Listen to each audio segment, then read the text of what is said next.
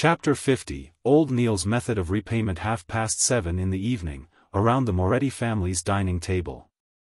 Klein, why do you need to be at work so early as a consultant? Would emergency matters at the security company be more dangerous? Benson forked a potato from a dish of potato-stewed beef as he raised the matter in concern. Klein carefully spat out the bones from a pan-fried dish and gave his prepared answer. A batch of historical documents needed immediate shipping to Backlund. I had to be present to handle the handover and make sure there was nothing missing. As you can guess, the bunch of fist-swinging bastards don't know any FASAC. Upon hearing his answer, Benson, who had finished chewing his food, could not help but sigh. Knowledge is truly important. Making use of this opportunity, Klein took out the remaining £5 note and handed it to Benson. This is my additional payment I received today. It's time you get some decent clothes too. £5? Benson and Melissa said in unison. Benson took the note and looked at it repeatedly. He said in both shock and doubt, this security company sure is generous. His weekly salary was £1.10 solely, which meant £6 exactly every 4 weeks. He only earned £1 additional from this additional payment. And with that salary, he had managed to support his siblings, giving them a decent place to stay and allowing them to eat meat 2 to 3 times a week. Every year, they could get a few new clothes. Are you doubting me? Klein deliberately returned with a question. Benson chuckled. I doubt you have the ability nor the guts to rob a bank. You aren't someone who can lie, Melissa answered seriously after lowering her fork and knife. I am now someone used to lying. Klein immediately felt a little ashamed. Although it was a result of the circumstances of his reality, his sister's belief in him left him melancholic. It was relatively urgent and important today. I also played a crucial role, which is the reason for the £5, Klein explained. In a way, what he said was the truth. As for the £5 that he would be reimbursed with, the one he would use to join the Divination Club, he planned on concealing it. Firstly, if he brought £5 home again, he would truly scare his siblings, making them suspect he was doing something illegal. Secondly, he had to save to buy additional materials to practice being a seer and to grasp more mysticism knowledge. Benson bit off a mouthful of wheat bread in satisfaction and thought for more than 10 seconds. The work I'm at doesn't need any decent clothes. Well, to be precise, the clothes at home are sufficient. Without waiting for Klein to persuade him, he suggested, with this additional income, we would truly have savings. I plan on buying a few books on accountancy and studying. Klein, Melissa, I do not wish that my weekly salary remain below £2 in 5 years. As you know, my boss and manager have shit for brains. Their mouths stink the moment they open them. Excellent idea, agreed Klein. He also took the opportunity to steer the conversation. Why don't you read some of the grammar books in my room? To be truly dignified and to earn a handsome pay, that's something rather critical. Perhaps, in the times to come, the civil servant examinations will appear in Lone Kingdom. Preparing ahead of time would give him the advantage. Benson's eyes lit up when he heard that. I've indeed forgotten about that. Here, let's toast to a beautiful future.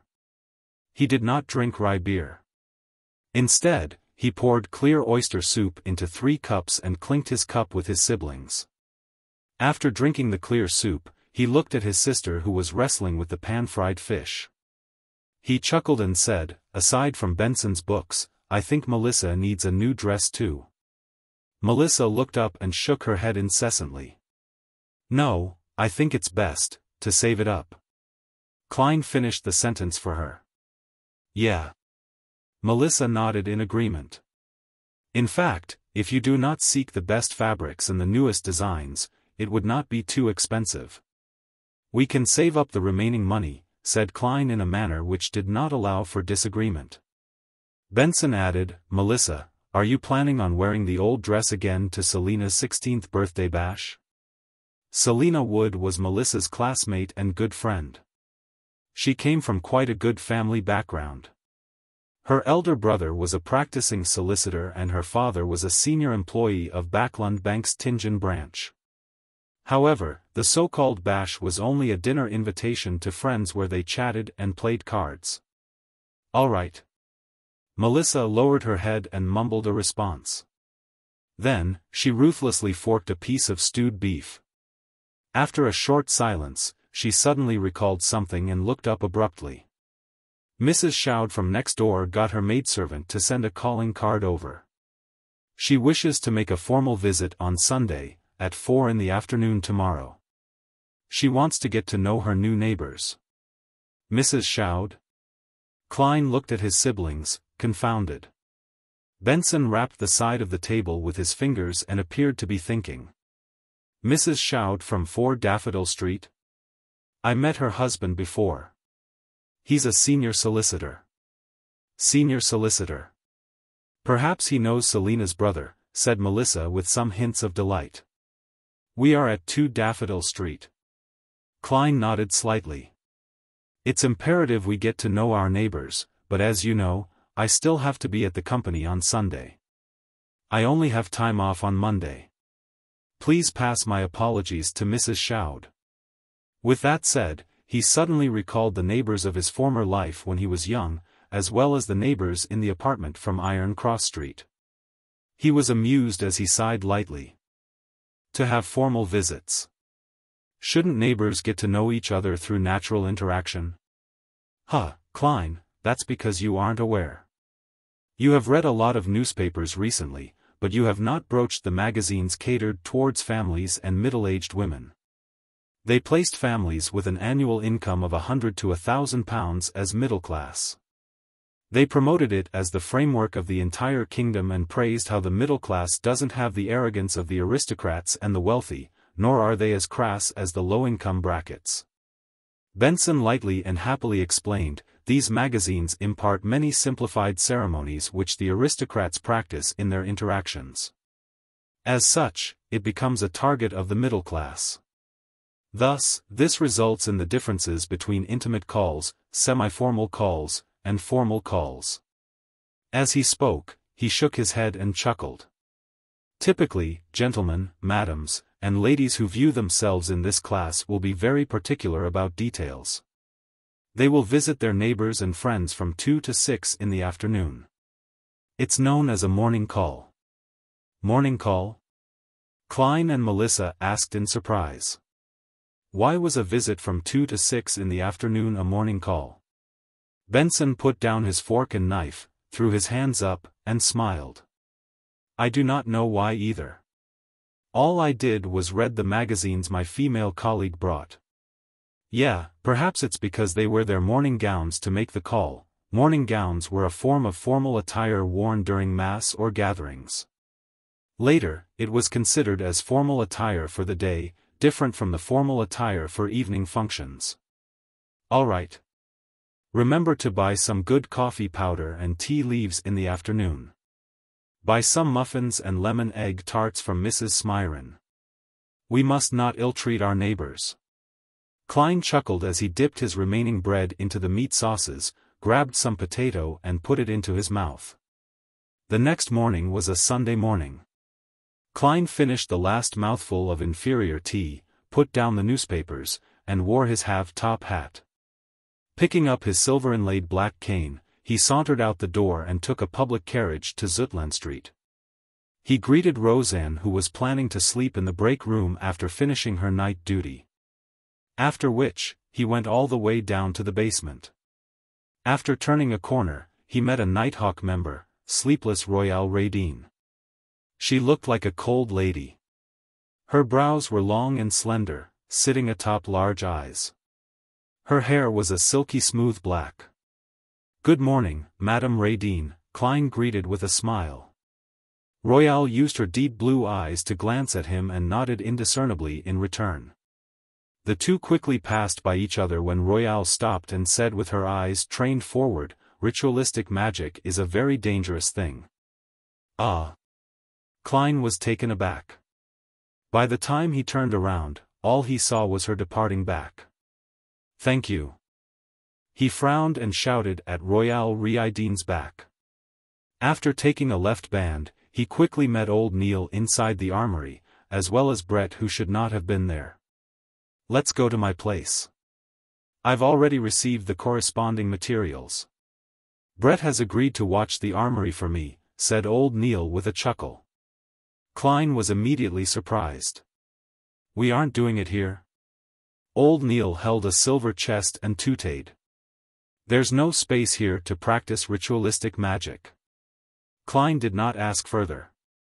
He followed old Neil up to the streets and took a public carriage to the Northborough's suburbs. Old Neil's place was a bungalow. The garden in front of it was filled with roses, golden mint, and other materials. The moment he entered, there was a carpeted foyer. There were 2 high-back chairs and an umbrella rack. Through the foyer was an expansive living room. The walls were plastered with light-colored wallpaper. The floors were a dark brown color. In the middle of the room was a tiny carpet with floral imprints, and placed above it was a heavy round table. Surrounding the table were comfortable long benches, single-seaters, and a piano. "My deceased wife loved music." Old Neil pointed at the piano and mentioned in passing, "The sofa and coffee table are in the bedrooms. Let's do the ritualistic magic in the living room." "All right," Klein replied cautiously. After old Neil put down the silver chest, he laughed and said, "Let me demonstrate to you ritualistic magic. Make sure to observe and remember the ritual." As he spoke, he took out a fake goatskin parchment from the chest. It was specially made, and it had strange pictures drawn on it with black ink that exuded a serene fragrance. Klein kept watching and finally discovered that old Neil was seemingly, likely, possibly drawing an IOU. When old Neil filled in the corresponding field with the number 30 and the corresponding pound symbol, Klein could not help but ask out of puzzlement and confusion, "Mr. Neil, what kind of ritualistic magic are you doing?" Old Neil coughed and answered very seriously, "I'll be using magic to settle that debt of £30 today." "You can do that?" Klein's eyes widened as his mouth gaped. Chapter 51, The Grounded Ritualistic Magic Using Magic to Settle an IOU? Is he trying to curse his debtor to death or create counterfeit notes? I might not have a solution to the problem, but I can finish you instead. All sorts of thoughts appeared in Klein's mind as he looked at old Neil with an oddly. He seriously considered the possibility of calling the cops, of informing the Nighthawks. Old Neil shot a glance at him and said peeved, "I can see ignorance, foolishness, and the weak and shameless disbelief in your eyes. Didn't Dunn tell you the maxim of the mystery priors? Do as you wish but do no harm." Although this maxim originated from the secret and evil Moses Ascetic Order organization, Beyonders who choose the path of Moses Ascetic Order have proven that it's right through their own experiences. As long as one strictly abides to it and shows the needed fear and reverence, the risk of losing control will be minimized. The contrary has similarly been established.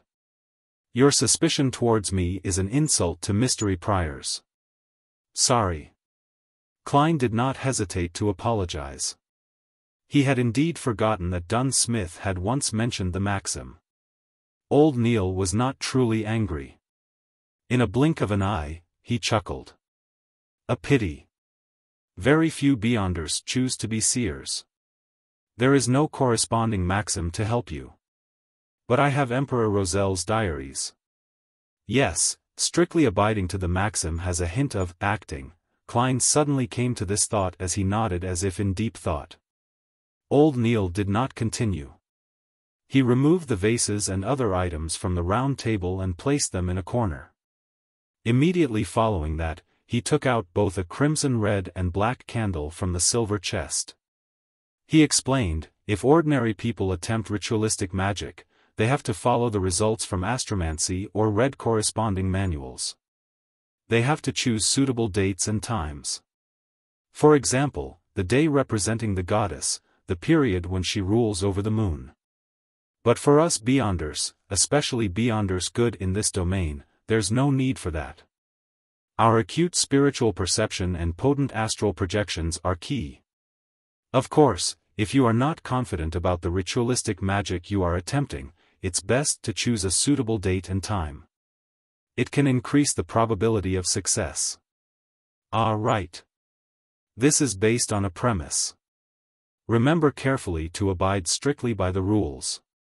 Old Neil placed 2 candles and turned to the side and looked at Klein, saying very solemnly, low-sequence Beyonders are not strong enough.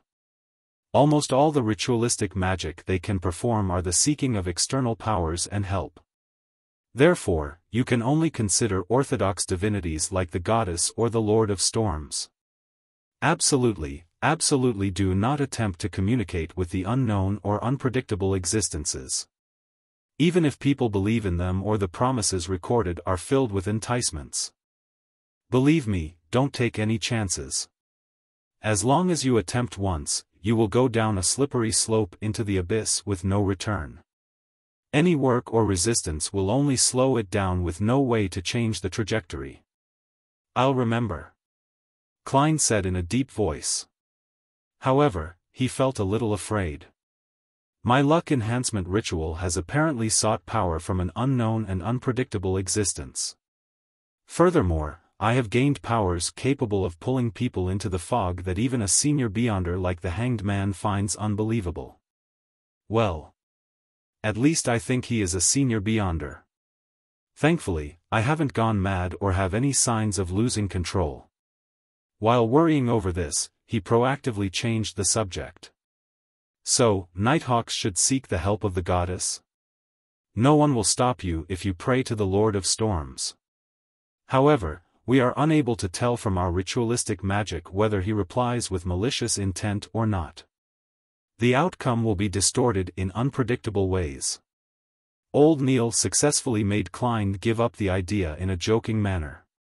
There was no so-called best, only necessary. After his exhortations, Old Neil picked up a crimson-red candle and said, by using candles made of moon flowers and dark red sandalwood, it will represent the goddess's identity as Lady of Crimson in the ritualistic magic. He pointed to the black candles and said, candles made of night vanilla and slumber flowers represent the night. As he spoke, he placed the black candle on the top left end of the round table while the red candle was placed on the top right end. Why do we symbolize the goddess with only 2 candles?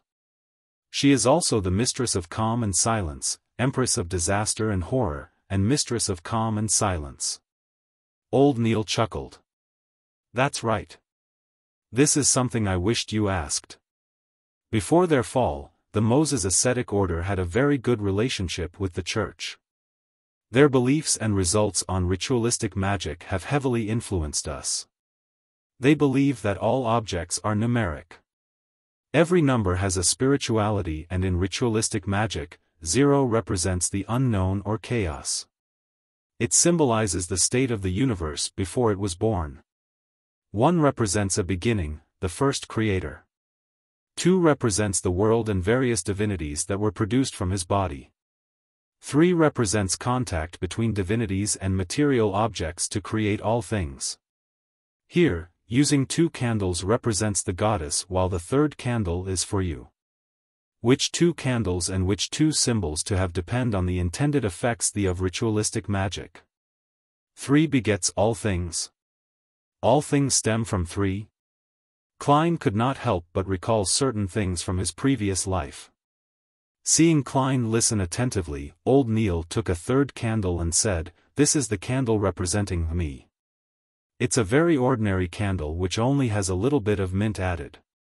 Take note that plants like roses, lemons, mint, moonflower, night vanilla, and slumber flower are beloved and cherished by the goddess." Viewing it from another angle, the 3 candles represent the bodies, spiritualities, and godhood of every person. After finishing the description, Old Neil placed the 3rd candle in the middle of the round table. He then took out a bottle of concocted, full moon essence oil, a huge cauldron engraved with the dark sacred emblem, a silver knife with gorgeous patterns, a cup of water, and a saucer of coarse salt.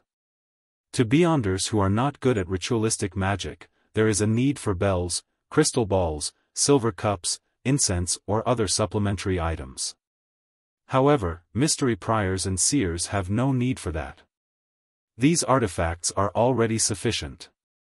Old Neil placed the fake goatskin parchment with the IOU just below the cauldron and used a special quill to hold down one corner. He turned to Klein and said, "Ritualistic magic needs a clean spiritual environment where you will not be disturbed. And that requires us to create it.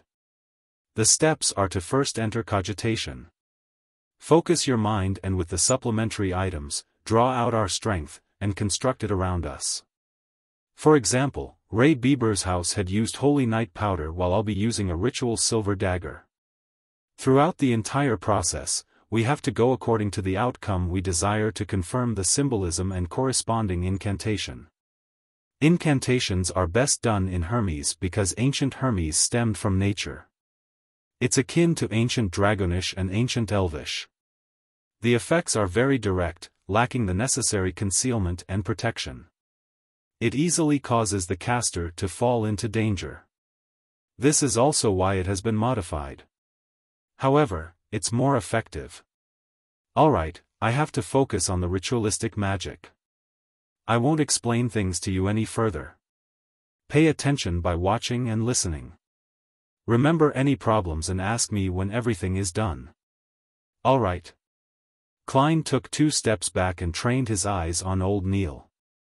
Old Neil's eyes rapidly darkened as invisible wind around him spun. He was silent for a moment, going from left to right, then up to down, using his psyche to cause friction and consecutively light up the 3 candles. Following that, he picked up the silver knife and stabbed it into the coarse salt.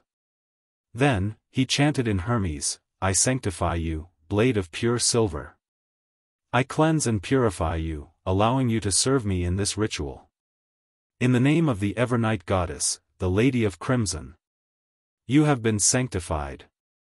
After a short but powerful syllable, Old Neil drew a silver knife and inserted it into a cup of clear water. Then, he raised it and pointed to the space beyond the round table.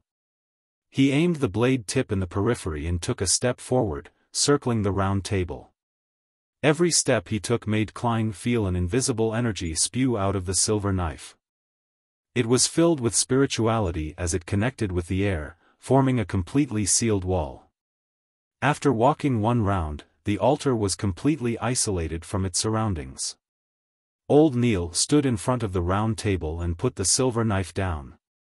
He picked up the bottle of full moon essence oil and dripped 3 drops on the black, dark red, and ordinary candles. Sizzle. A thin mist emanated as everything seemed to become veiled in mystery. Old Neil put down the glass bottle and looked at the fake goatskin parchment silently for 2 minutes. Then, he picked up the quill and drew a mark he controlled, a square that framed all the content, indicating that he was in control of the debt. Following that, he drew another cross, indicating that it was cancelled. Upon reaching this step, he picked up the parchment with one hand and tapped his glabella with the other to activate his spirit vision. Another invisible and exuberant energy bloomed as Old Neil whispered a chant, "I pray for the power of the Dark Night. I pray for the power of the Crimson. I pray for the Goddess's loving grace. Please provide me with the funds to pay this IOU. Night Vanilla, an herb that belongs to the Red Moon, please bestow your powers to my incantation. Moonflower, an herb that belongs to the Red Moon, please bestow your powers to my incantation." Klein was completely flabbergasted listening from the side. All sorts of thoughts arose in him. Such an incantation can work? Although it was recited from written Hermes. Isn't this way too simple and down to earth? Wouldn't the goddess be angry and multiply the debt severalfold? At that moment, the candlelight lit up suddenly. After Old Neil finished his incantation, he closed his eyes for 2 minutes. He picked up the full moon essence oil and dripped 1 drop onto each of the 3 candles. Immediately following that, he grabbed the parchment and pulled it close to the candle representing me. When it ignited, he immediately threw it into the cauldron. Old Neil closed his eyes again as he seemed to sense the burning of the IOU. He opened his eyes after a moment and looked toward the black sacred emblem on the cauldron. The parchment was already completely incinerated. Praise the Lady. Old Neil tapped his chest in 4 spots, forming the shape of the crimson moon. Then, he extinguished the candles in the opposite order as he lit them. After finishing everything, he used the silver knife to rip apart the invisible wall around him. A huge wind stirred immediately as Old Neil heaved a sigh of relief. It's done. That's it? Klein asked in a daze. Has the IOU been settled? How? I don't know either. Anyways, it will be settled in a reasonable manner, said Old Neil with a smile as he threw up his hands. This. Klein was unsure what expression or words to use as a response. Isn't this a little unreliable? Oh, this is a Taoism saying, Tao begets one, one begets two, two begets three, three begets all things. Chapter 52, Spectator, Stop thinking about the bloody IOU. Let's discuss the ritualistic magic. Old Neil put away the candles, cauldron, silver knife, and other items with a relaxed expression. Klein really wanted to shrug his shoulders like the Americans in his previous life, but ultimately could not bring himself to do something that ungentlemanly. He turned his focus toward the ritualistic magic and threw out detailed questions that puzzled him, receiving answers from them. For example, the incantations had a particular format. As long as they were satisfied and the key meaning was expressed in Hermes, the rest could be left to one's creativity. Of course, blasphemy or disrespectful descriptions were absolutely forbidden. The mysticism class lasted until noon before Old Neil coughed twice. We have to return to Zutland Street. With that said, he grumbled in an indistinct manner, to get these bloody materials, I missed my beloved breakfast. Klein looked around both amused and puzzled. Mr. Neil, do you have a chef? Or a maidservant in charge of cooking? A weekly salary of £12 could hire several servants. According to the newspapers, with board and lodging provided, hiring an ordinary chef cost anywhere between 12 to 15 soldi a week. It did not even need £1. A maidservant to do miscellaneous chores was even cheaper. Their weekly salaries ranged between 3 soldi 6 pence to 6 soldi. Of course, one could not bear any hope of them having any culinary skills. That's not right. With Mr. Neil's debt of £30, it's only normal he doesn't hire any chefs or servants. It seems I've asked another question I should not have asked. While Klein regretted his question, Old Neil shook his head without minding it. I often attempt ritualistic magic, research extraordinary items, and read corresponding documents at home, so I don't know is it possible that I hire ordinary people as chefs, butlers or maidservants. I only hire someone to clean up the place regularly. And if they are not ordinary people, do you think they will be willing to do such jobs? I seem to have asked a silly question. It's possibly because I will not do anything that involves mysticism at home, explained Klein in a self-deprecating manner.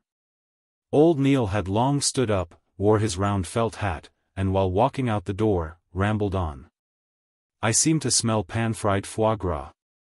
Once the IOU is completely settled, I'll definitely have one set.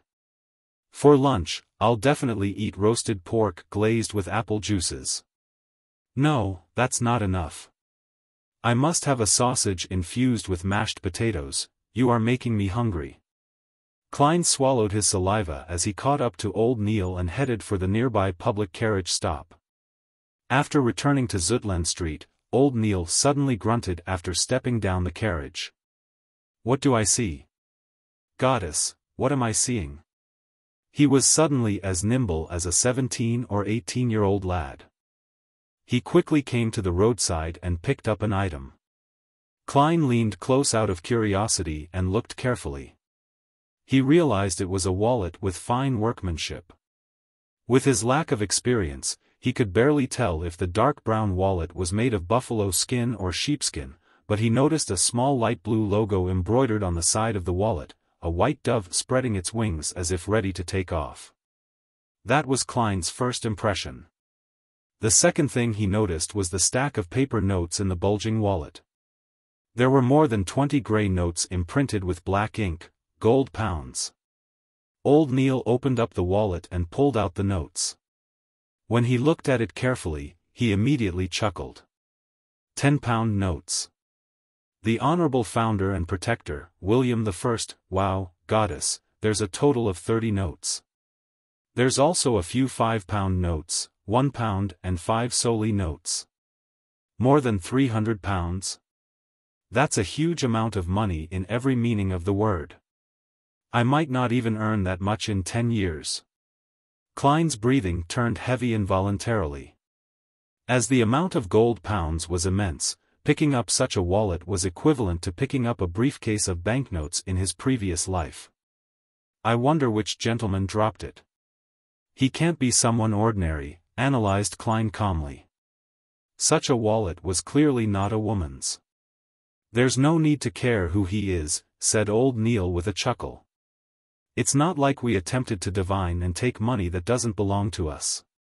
We should wait here for a moment. I believe the gentleman will soon be back searching for it. It's not something that can be given up no matter who it is. Klein heaved a sigh of relief. He had a brand new understanding of old Neil's morals. He was rather worried that he would have used the goddess's bestowment as an excuse and paid off his debt. He was still wondering how to prevent it and persuade him otherwise. Is this, do as you wish, but do no harm? Klein suddenly learned something new. The duo did not wait more than a minute by the streets when a luxurious four-wheeled carriage zoomed over. Its side had a light blue logo with a dove spreading its wings. The carriage stopped, and a middle-aged man dressed in a black formal suit with a bow tie of the same color alighted. He looked at the wallet, took off his hat, and said politely, "Sirs, that should be my master's wallet. Your logo is proof of everything, but I need to make additional verifications. This is to be responsible for all parties." "Might I ask how much money is there in the wallet?" replied old Neil politely. The middle-aged man was taken aback as he said in a self-deprecating manner almost immediately, "As a butler, I do not know how much money master had in his wallet. Sorry. Please permit me to ask." "As you wish." Old Neil gestured for him to do as he pleased. The middle-aged man walked to the carriage's side and through the window, conversed with the person within. He approached Klein and old Neil again and smiled. "More than 300 pounds, but less than 350 pounds. My master does not remember the exact number." "Does not remember. That's really some filthy rich guy. If I had that much money on me, I would definitely be counting it again and again." Klein was filled with envy. Old Neil nodded and handed the wallet back. "With the goddess as proof, this belongs to you." The middle-aged man took the wallet over and did an estimate before pulling out 3 10-pound notes. "My master is Sir Deweyville. He wishes to commend your morals. This is what an honest person should receive. Please do not reject it." "Sir Deweyville? The one who established the Deweyville Trust? The Sir Deweyville who provided cheap rental apartments to the working class?" Klein immediately remembered the name. He was a knight that his brother respected but did not believe was grounded in reality. "Thank you, Sir Deweyville. He is a kind and generous gentleman." Old Neil did not stand on ceremony as he received the 3 notes. After watching Sir Deweyville's carriage depart, he turned to look at Klein when he saw that there was no one around. He flicked the notes and chuckled. 30 pounds. The IOU is settled. I said it will be settled in a reasonable manner. This is the power of magic, holy fucking power of magic. That actually works. Klein was once again flabbergasted. A few minutes later, he entered the building stairwell and while heading to the security company, he asked puzzledly, "Mr. Neil, why didn't you ask for more money? Do not be greedy. One must take care not to be greedy when doing ritualistic magic. Temperance is a critical trait needed by every mystery prior if they wish to live long, explained old Neil happily. In a huge ballroom, candles were burning on a few chandeliers, emitting a fragrance that soothed the minds of people. By the sheer number of candles, they produced a light in no way inferior to that of gas lamps. There were long tables with pan-fried foie gras, grilled steak, roasted chicken, fried tonguefish, desi oysters, mutton stew, cream soup, and other delicacies. In addition, there were bottles of mist champagne, Ormer grape wine, and Southville red wine. They were all glistening with a tempting glow under the light. Servants in red vests carried trays with crystal cups and shuttled between the gentlemen and ladies dressed both elegantly or gorgeously. Audrey Hall was wearing a collared, high-waisted, pale white dress with engagiantes. Her corset was tightly fitted, while her voluminous layers were puffed up perfectly with a cage crinoline.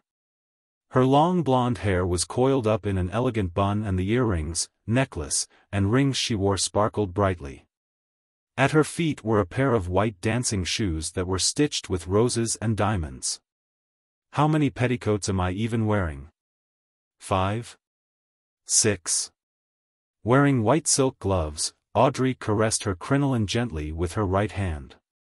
Her left hand was holding a glass of clear champagne.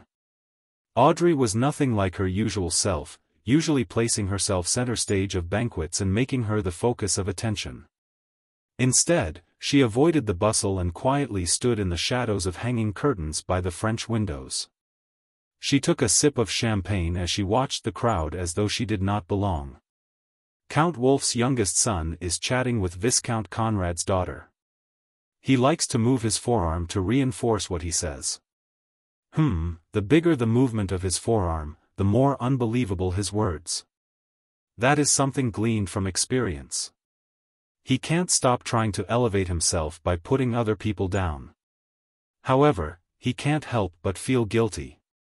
It can be seen by the way he talks and his body language. Duchess Della has repeatedly covered her mouth while laughing with her left hand today. Ah, I see. She is showing off her pure ocean blue sapphire. Her husband, Duke Negan, is discussing the current situation with a few conservative nobles. Since the banquet began, he has searched for Duchess Della once. They almost never make eye contact. Maybe they aren't as in love as they pretend to be. Baron Larry has made Madame Parnes laugh 7 times. That's very normal, nothing strange about it, but why does she look at her husband with guilty eyes? Oh, they have gone their separate ways. That's not right, the directions they are headed leads to the garden. In the extravagant banquet, Audrey saw many details she never noticed in the past. There was an instant where she nearly believed that she was watching an opera. Everyone is a good opera actor. She sighed silently as her eyes remained limpid. At that moment, she suddenly sensed something and turned her head. She cast her gaze onto a dark corner in the large balcony outside. In the shadows was a huge golden retriever sitting there silently. She was looking inside at Audrey while half her body was hidden in the darkness. Susie. The corners of Audrey's mouth twitched as her expression instantly changed. She could no longer maintain her state as a spectator. Chapter 53, Listener. An ancient 3-masted sailboat was navigating through a tumultuous storm in the sea. It was not fast and its displacement was lacking. With the weather and the sea looking like a cataclysmic scene, the sailboat was like a withered leaf separated from its tree. However, regardless of how the typhoons rampaged or how terrifying the waves were, it continued sailing peacefully without any signs of tilting. Alger Wilson stood on the empty deck as he looked at the massive waves that resembled mountains. His thoughts were a mystery. It's going to be Monday again, he muttered silently to himself. It was the day belonging to Mother Earth, the beginning of a series of waxing and waning. However, it meant something different to Alger. It belonged to a mysterious existence forever enveloped in grayish-white fog. At least I haven't been reduced to a madman. He stopped looking around as he gave a self-deprecating chuckle. At this moment, one of the only few sailors he had leaned over and asked reverently, "Your Grace, where are we setting course for this time?" Alger surveyed his surroundings and said in calm voice, "Pursue the listener from the Aurora Order." The storm subsided as mist emanated. On a strange sailboat with cannons on board, an 8 or 9-year-old boy with soft yellow hair was looking at pirates around him in fear. They were disorderly, some enjoyed barrels of beer, some swung around with ropes, others mocked each other, and some even fought with their fists. He turned to look at a black-robed man standing in the shadows. He suppressed his voice and asked, "Father, where are we going?" 5 days ago was his first time seeing his father, a father who proclaimed to be an adventurer. If not for the oil painting his late mother left him that confirmed his father's identity and the fact that the orphanage had opened its doors to him, he was absolutely unwilling to leave his hometown and follow his only kin who was also nearly a stranger. The man in the shadows lowered his head and looked at his son. With an amiable expression, he answered, "Jack, I'm bringing you to a holy place, a holy residence where the Creator once lived." "Is that the kingdom of God?" "We mortals can only enter by winning His grace." Jack had been well educated by his mother and knew this much. He was both surprised and fearful about the matter. Standing in the shadows, the man had an unforgettable jawline as though he was a sculpture chiseled by the best artisan.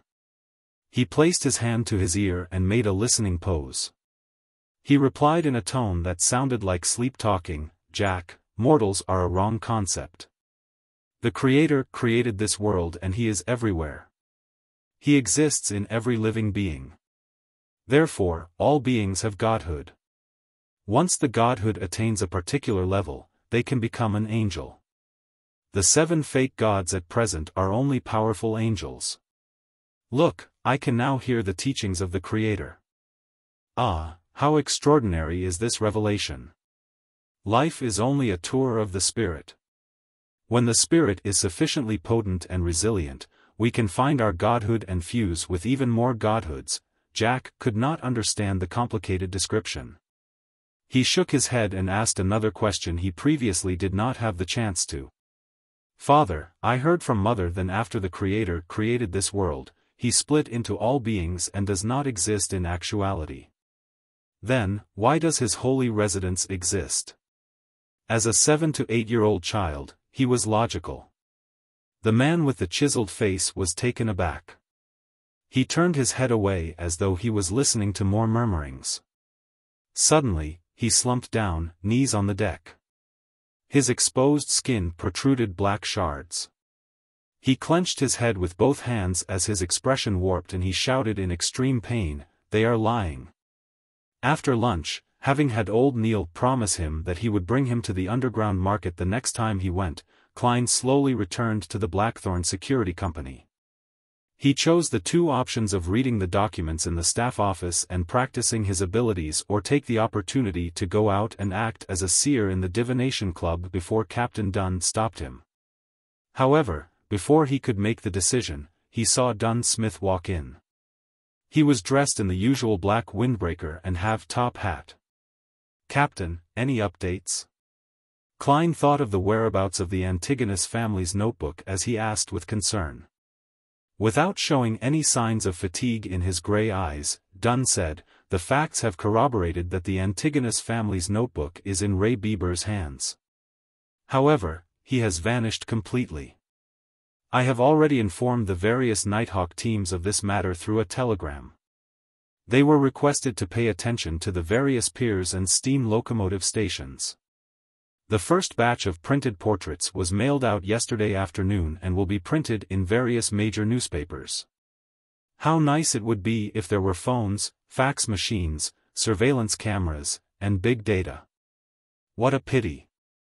I know how to use all of them and even understand a little of the logic behind it." Klein exhaled silently. "But regardless, we can consider ourselves as having found the notebook. And this is all thanks to you. Of course, it still needs another round of confirmations. I have already sent a telegram to the Backlund Diocese, requesting them to escort sealed artifact 2-049 here. It was once a dangerous item of the Antigonus family. It can help us know if Ray Bieber is a descendant of the Antigonus family. A Grade 2 sealed artifact. Dangerous. They can be used with care and moderation. Klein had originally wanted to ask about the sealed artifact, its special abilities, and the danger it posed out of curiosity, but he instantly recalled that he lacked the necessary clearance. He had no choice but to give up. May Goddess bless us. Klein tapped 4 spots on his chest, forming the sign of the full moon. Dunn pushed open the door to his office and said with a slight nod, "The Goddess has always been protecting us." Klein, if you had not chosen Seer, you would be a formal member after this matter is verified. You could have chosen Sleepless, but pity. To be frank, I'm still puzzled over your choice. Although Corpse Collector is quite off-putting, you have seen daily as well. You should know that spirit mediums vary in strength. As for Mystery Priors, they're a good choice too. At the very least, you have old Neil as a role model, so he will make sure the risk of losing control is minimized. With regards to this question, Klein had prepared an answer from the beginning. He just never had a chance to use it since Dunn did not ask. He was only able to answer in passing. He organized his words and said, "My considerations stem from the fact that Seers and Mystery Priors are considered Beyonders with a support role. They do not need to always face enemies, for that's too dangerous. And both you and old Neil said that in the domain of mystery and Beyonders, curiosity and experimentation usually brings about terrifying outcomes. Describing Mystery Priors as prying mysteries made me worried, so. As you know, I was only an ordinary graduate not long ago. A lack of guts is the only reason I made such a choice. I have to say that this is a very reasonable answer that goes beyond my expectations." Dunn massaged his temples and chuckled. He turned halfway as his gray eyes sized up Klein. "Continue going out for now. Do not limit yourself to the paths leading from Welch's Place to Iron Cross Street. Perhaps you might sense the notebook and help us confirm Ray Bieber's location." "All right." Klein realized that he no longer need to be in a dilemma. He bade Dunn farewell and turned around, his heart beginning to count. 3, 2. "Hold on," shouted Dunn. Klein turned his head and smiled. "Captain, is there anything else?" Dunn coughed slightly and said, "Well, support Beyonders have to fight their enemies from time to time. Although Seers sound like they can avoid such battles, they are not to be ignored. You have to maintain your shooting skills and work on increasing your strength. This is what I'm working hard towards." Klein pointed outside. "I'll be leaving."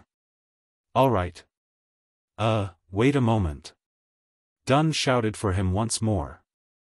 As he pondered, he said, "Perhaps I have to consider hiring a combat trainer for you.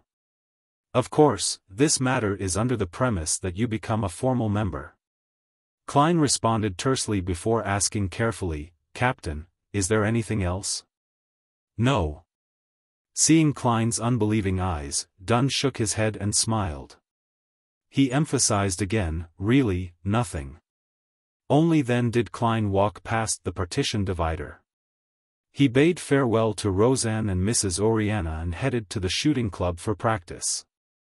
With all of this done, he went to the Divination Club and saw the beautiful Angelica standing there reading newspapers leisurely. "Home." Klein silently read. With the cane in hand, he walked over and greeted with a smile, "Good afternoon, Madam Angelica." "Good afternoon, Mr. Moretti." In no rush, Angelica put down her magazine.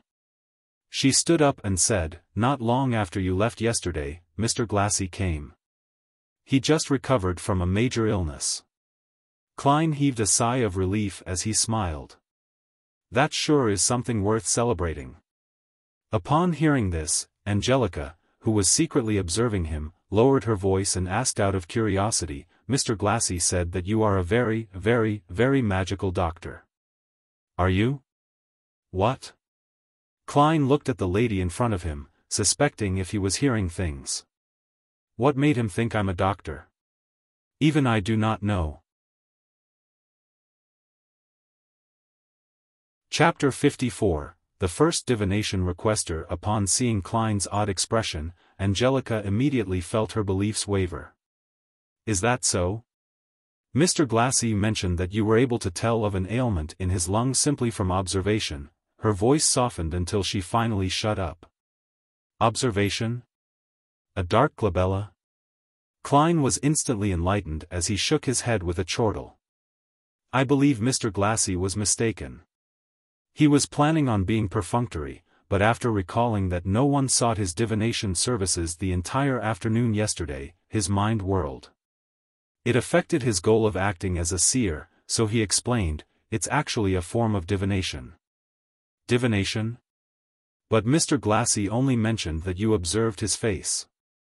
That's also considered divination? Asked Angelica in shock and doubt.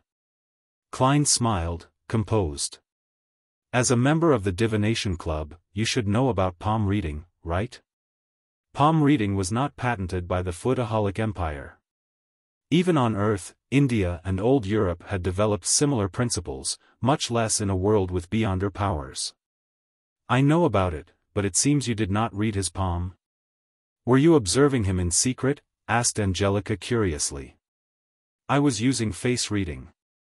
Klein cooked up a lie. Its principles aren't very different from palm reading at a fundamental level. Really? Angelica's eyes were filled with disbelief. In order to develop his career as a seer, Klein chuckled. He pretended to be in thought as he tapped his glabella twice. He focused his eyes and Angelica's aura presented itself. Her head was purple, her limbs were red, her throat was blue. There was no problems with her health except for some colors being duller. However, that was a manifestation of ordinary fatigue. Klein then looked at her emotions. She saw orange mixed in with some red and blue. It also meant warmth coupled with some excitement and thought. Thankfully. After realizing that there was nothing abnormal about her, Klein planned on deactivating his spirit vision. But it was at that moment when he suddenly saw a rich darkness hidden in the depths of her emotional colors. Furthermore, she is lacking a little of white, an eagerness to improve. Klein nodded while in thought. Mr. Moretti, were you reading my face? Seeing the young gentleman in black in front of her turn silent abruptly while seriously sizing her up, Angelica keenly noticed something. She asked in a half-curious and half-worried manner. Klein did not immediately reply. Instead, he tapped his glabella lightly as he wore a look of scrutiny. Just as Angelica was feeling unease, he said warmly, Madam Angelica, there are some sorrows and pains which you should not seal in your heart. Angelica's eyes widened as her mouth turned agape. However, she did not say a word. She looked at Klein in his half-top hat with an apparent scholarly bearing. He heard him use a deep, comforting and warm voice to say, you need to either go mountain climbing, a game of tennis, or perform a tragic play to exhaust your body due to exercising. Let your tears flow down uninhibited, then cry and scream. Express all those emotions. That will be very helpful to your health. The moment those words entered her ears, Angelica felt like she had transformed into a statue. She stood there motionless. She tried hard to blink as she lowered her head in a fluster, saying deeply, thank you for your suggestion, it seems like there are many members here today. Klein did not continue. As though he had not done any divinations prior, he turned to his side and looked to the meeting room at the end of the corridor. Sunday afternoon, at least 50 members, Angelica's voice sounded a little hoarse. She only mentioned the key terms. She paused as her vocal pace gradually returned to normal. Do you want tea or coffee? Side black tea. Klein nodded slightly. He politely took off his hat and slowly walked to the meeting room. Only when he vanished behind the door did Angelica exhale slowly. The Divination Club's meeting room was very large. It was nearly twice the size of Klein's high school classroom. In the past, only 5 or 6 members would be present, making it look extremely empty. Now, there were dozens of fortune tellers sitting in different spots. They filled up most of the room. Sunlight shone into the room through the few oriel windows. The members were either discussing softly among themselves or asking Honas Vincent questions. Otherwise, they were practicing and attempting divination or drinking coffee and reading newspapers by themselves. Such a scene made Klein feel like he was back to his schooling days on Earth. The difference was that it was noisier and more rowdy back then, without the tranquility of the meeting room. He looked around, but he didn't see familiar faces like Glassy or Edward Steve. So, he casually picked up a divination textbook, found a corner, and started flipping through it leisurely. Very soon, Angelica came in with a cup of tea and left it on the table before Klein. As she was leaving quietly, she suddenly saw Mr. Moretti take out an exquisite-looking silver chain from his left sleeve. There was a chunk of pure topaz hanging on the silver chain. What is he doing? Angelica slowed down subconsciously and focused her gaze at Klein. Klein held the silver chain with his left hand and allowed the topaz to hang above the side black tea, just short of touching the surface of the liquid. With a serene expression, he half closed his eyes and the atmosphere around him suddenly turned quiet. The topaz started moving slightly, along with the special-looking silver chain, in a clockwise direction. Upon seeing this, Angelica found Mr. Moretti extremely mysterious. "The black tea you provide is great," Klein said softly after he opened his eyes with a smile. His actions were intentionally done for Angelica to see. If he wanted people to select him for his divination services, Angelica's recommendation was a very crucial factor. Since he wanted to act as a seer, Klein no longer had any reservations. He completely personified the identity. "Yes, Mr. Vanas is very picky about the quality of tea," Angelica said, stunned. Klein put away his spirit pendulum by winding it properly. Then, he raised the white porcelain cup with floral design. With a smile, he gestured politely at her with his cup. Angelica returned to the reception hall, but she no longer had the mood to read magazines. She sat there, gazing into the distance. It was a wonder what she was thinking about. This continued until there were knocks on the door. She jolted awake and hurriedly looked at the entrance, only to see a lady dressed in a light blue dress. The lady took off her veiled hat with a powder blue ribbon. She looked calm and melancholic. "Good afternoon, esteemed lady. Would you like to join the divination club, or are you looking for a divination?" Angelica asked like clockwork. "I want a divination." The lady had a beautiful pair of eyes hidden with sorrow, and she bit her lower lip as she spoke. Angelica guided her to the sofa and explained to her how the divination club worked in detail. She picked up an album and handed it over. "You can pick anyone." In her low spirits, the lady flipped through the album seriously.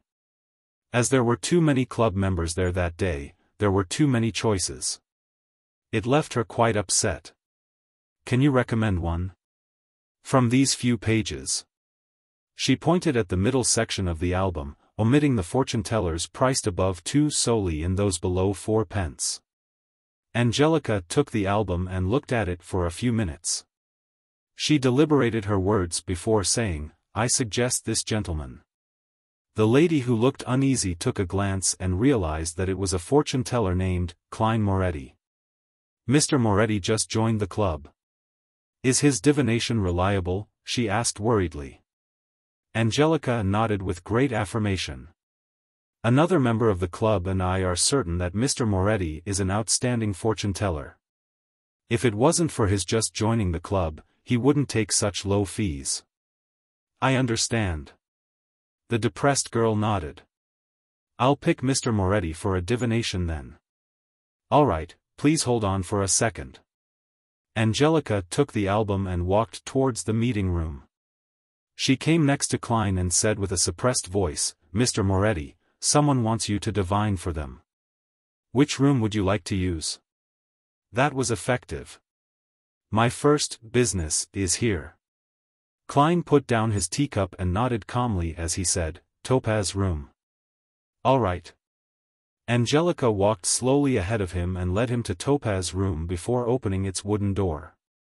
Klein sat behind the table that had various divination tools on it. He waited less than a minute before he saw a woman in a light blue dress walk in. She looked down and melancholic. Seizing the opportunity when she was closing the door, he tapped his glabella twice. The yellow color in her stomach seems a little dull. The dark color of her emotions is very heavy, mainly worry and anxiety. Klein looked her over carefully and leaned backwards.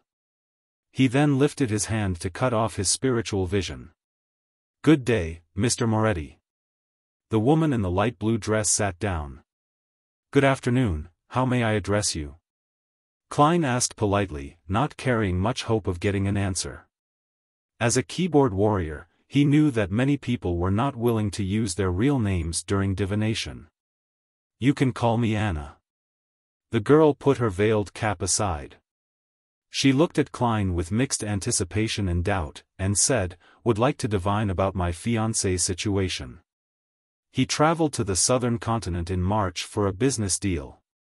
He sent me and his family a telegram last month on the 3rd, saying that he was going to set sail and return. But he did not return after 20 days. At first, I believed that his delay was due to the Berserk Ocean's weather, but as of today, it has been more than a month. The ship he took, the Alfalfa, still hasn't arrived at Enmat Harbor.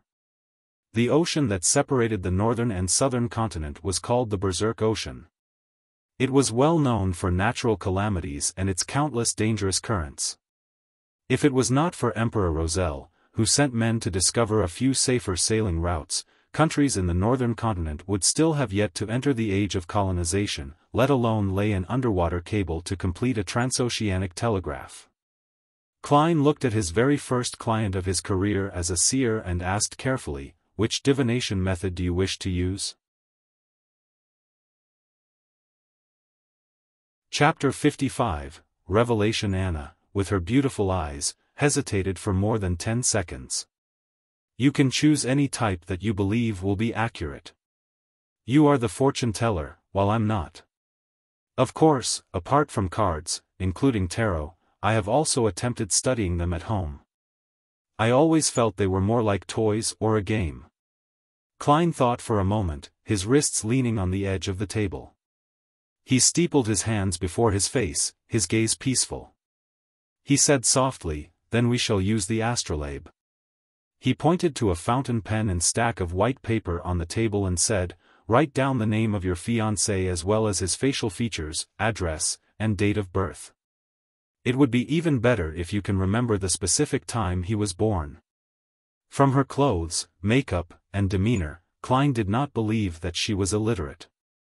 Anna did not reply. She extended her hand and took a piece of paper. She lifted the pen and dipped it in some ink. She started writing, pausing occasionally to think. 2 minutes later, she pushed the paper toward Klein. Klein received it and turned it around. The information on the paper read, Joyce Meyer, September 15, 1323, 2 p.m. Tingen City, East Borough, 8 Stevens Street.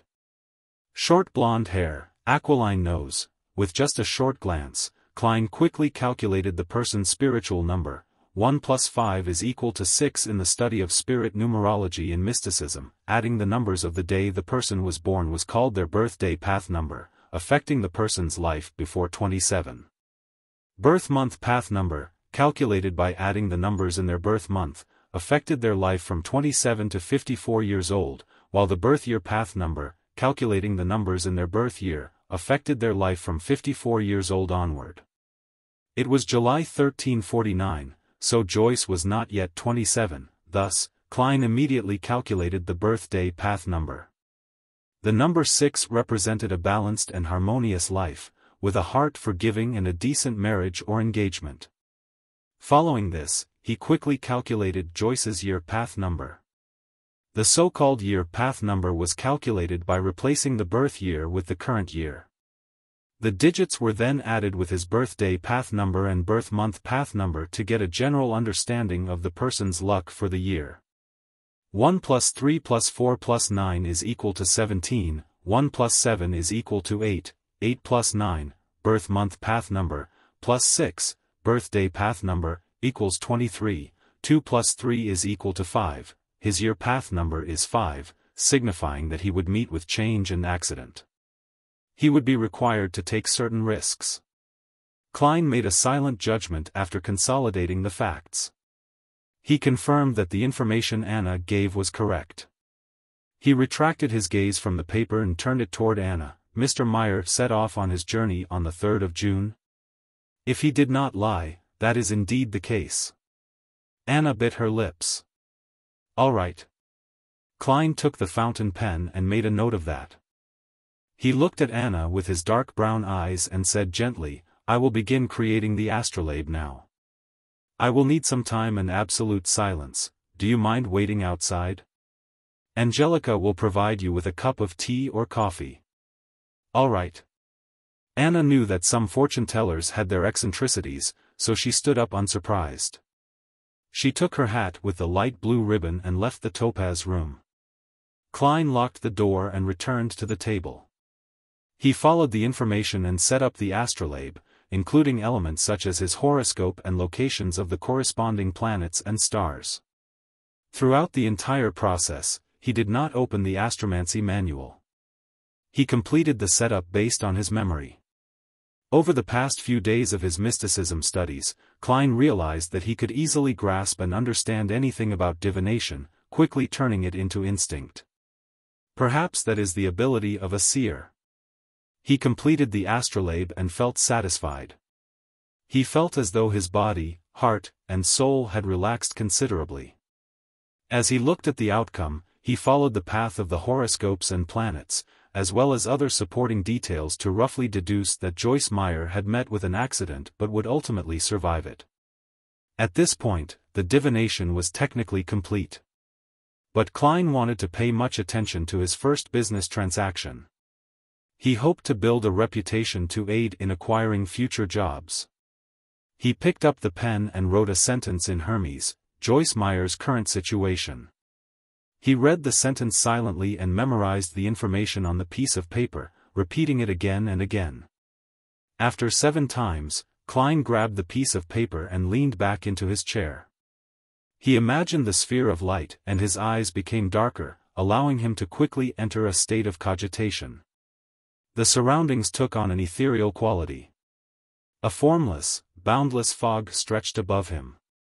Klein recalled the contents of the piece of paper, then relaxed. He fell into a deep sleep in this state. He was using a dream divination technique. Repeating the question, remembering the details, and then allowing his astral projection to roam the spirit world in a dream would allow him to gain revelations. Ordinary people also had this sort of experience sometimes, but it was hard for them to recall, as the signs in their dreams were more complicated and garbled. A seer would not have such a problem, for they could see the images directly. The surroundings began to turn hazy as Klein turned half asleep. In the contorted fantasy, he saw a blond young man with an aquiline nose. He was swimming frantically in a sea of blood, nearly engulfed by the waves. But in the end, he managed to escape to shore. The image shattered and changed. Klein saw a blue house with a toy windmill at the door. That blond young man was entering the house slowly, seemingly in joy. At this moment, the image changed once again. Klein realized that he was inside a magnificent palace. The walls were destroyed and damaged beyond repair. Moss and weeds grew in multiple areas. Through the holes in the walls, he could see a mountain peak and clouds clinging close to it outside. Atop the palace was a huge throne carved out of stone.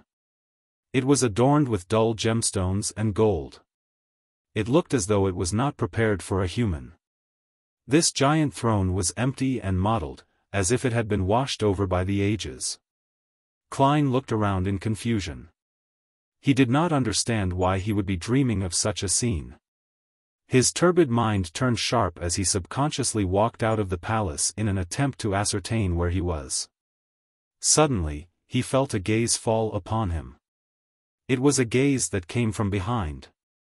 Klein suddenly turned around and stared towards the giant stone throne, only to see a scene of countless transparent maggots slowly twitching and growing. Klein gasped. He opened his eyes and woke up from his dream. Crystal balls, tarot cards, and the prepared astrolabe entered his vision. Reality quickly replaced fantasy. The initial dream was the result of the divination, but what was the later dream about? It seemed to be targeted at me. Klein put the piece of paper down. He rubbed his temples and contemplated. He could confirm that it wasn't his fear projecting itself in the form of a dream, for he was doing the divination himself. A palace not meant for humans on the peak of a mountain. The silent stare. The contorted and weird scene of the maggots. Klein silently guessed as he recalled. Has the luck enhancement ritual communicated with that existence? Or is it a result of the Antigonus family's notebook? Right, that notebook mentioned the nation of the Evernight in the Hornacis mountain range. The palace in the dream was on a mountain peak. He made a simple deduction and was relieved that he had picked Seer. According to Old Neil, mystery priors could also divine through dreams, but they weren't as effective as a seer. Sigh, it sure isn't letting me go. All I can hope for is the early capture of Ray Bieber. Klein collected himself and picked up the piece of paper with the diagram of the astrolabe. He slowly walked towards the door. He opened the door and headed to the reception area. He saw Anna looking out the window, completely ignoring her cup of black tea. Ah, Mr. Moretti, is there a result? She saw Klein in her peripheral vision and stood up in a hurry. Klein did not answer her immediately. Instead, he asked according to the revelation he received from the dream, does your house, or Mr. Meyer's house, have a toy windmill? Anna's eyes widened, shocked into silence. After a while, she muttered, that was a present he gave me. It is by the door at my house. How did you know that? Can this be divined? Klein smiled and spoke with a gentle tone, congratulations Miss Anna, Mr. Joyce Meyer is currently a guest at your place. If you rush back, you should still be able to meet him. He just experienced a calamity, an unimaginably painful journey. What he needs now are not questions, but consolation and a warm hug. Really? Anna asked in disbelief. The fortune-tellers she knew would never speak with such certainty or give such firm conclusions. You will know if you go back immediately, Klein replied with a gentle tone and smile. Oh, Lord of Steam, is that true? Has my poor Joyce returned? Are you certain? No, I cannot believe it. Anna froze for a moment and said a few delirious words. She took out a one-solely note from her purse and did not wait for Klein to give her the change. She broke into a small jog as she left the Divination Club, taking a carriage back home. Does this include my tip? Klein looked at the note and shook his head with a laugh. A two-wheeled carriage steered quickly across the streets and entered East Borough. Anna watched the streets sweeping past her, feeling a mixture of unease, anticipation, and fear. It did not take long before the toy windmill entered her field of vision. She got off the carriage, showing no care for her bearing. She staggered quickly towards the door and rang the doorbell. The door creaked open, revealing a blond young man dressed in a black formal suit. He was haggard, but his eyes carried a glint of joy. He had an aquiline nose. I thought that I would miss you today, Joyce said with a smile. Oh, exalted Steam, you really are back.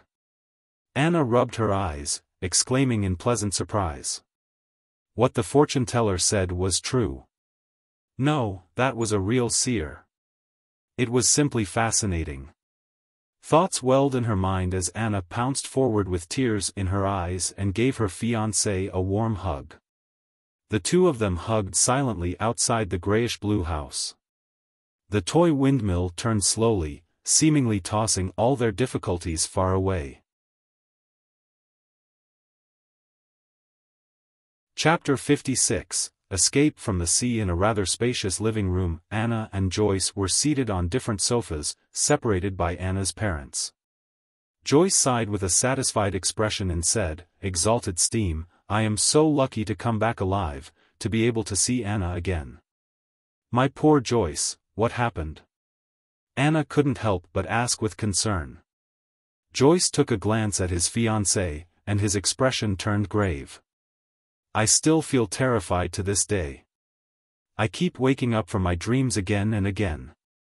5 days after the Alfalfa left Caesar Pier, we came across pirates, scary pirates. The only fortunate thing was that their leader's name was Nast. "The pirate that calls himself the King of the Five Seas?" Anna's father, Mr. Wayne, asked in shock. Although Joyce had already been there for half an hour, he did not volunteer details about his ordeal. He appeared to be fearful, perturbed, and uneasy. It was only after Anna returned and hugged him that he finally appeared to put it behind him. Yes, due to his declaration of being a descendant of the Solomon Empire, the King of the Five Seas, Nast didn't believe in killing captives. Hence, we were only robbed and didn't lose our lives. His subordinates even left us sufficient food, Joyce said as he recalled the ordeal. His body started to quiver, but he continued to describe his deepest and scariest nightmare. "I didn't lose much of my wealth.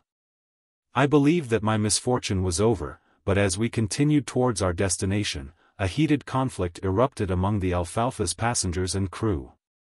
From disagreement, to fighting, to drawing revolvers, and raising swords to kill each other.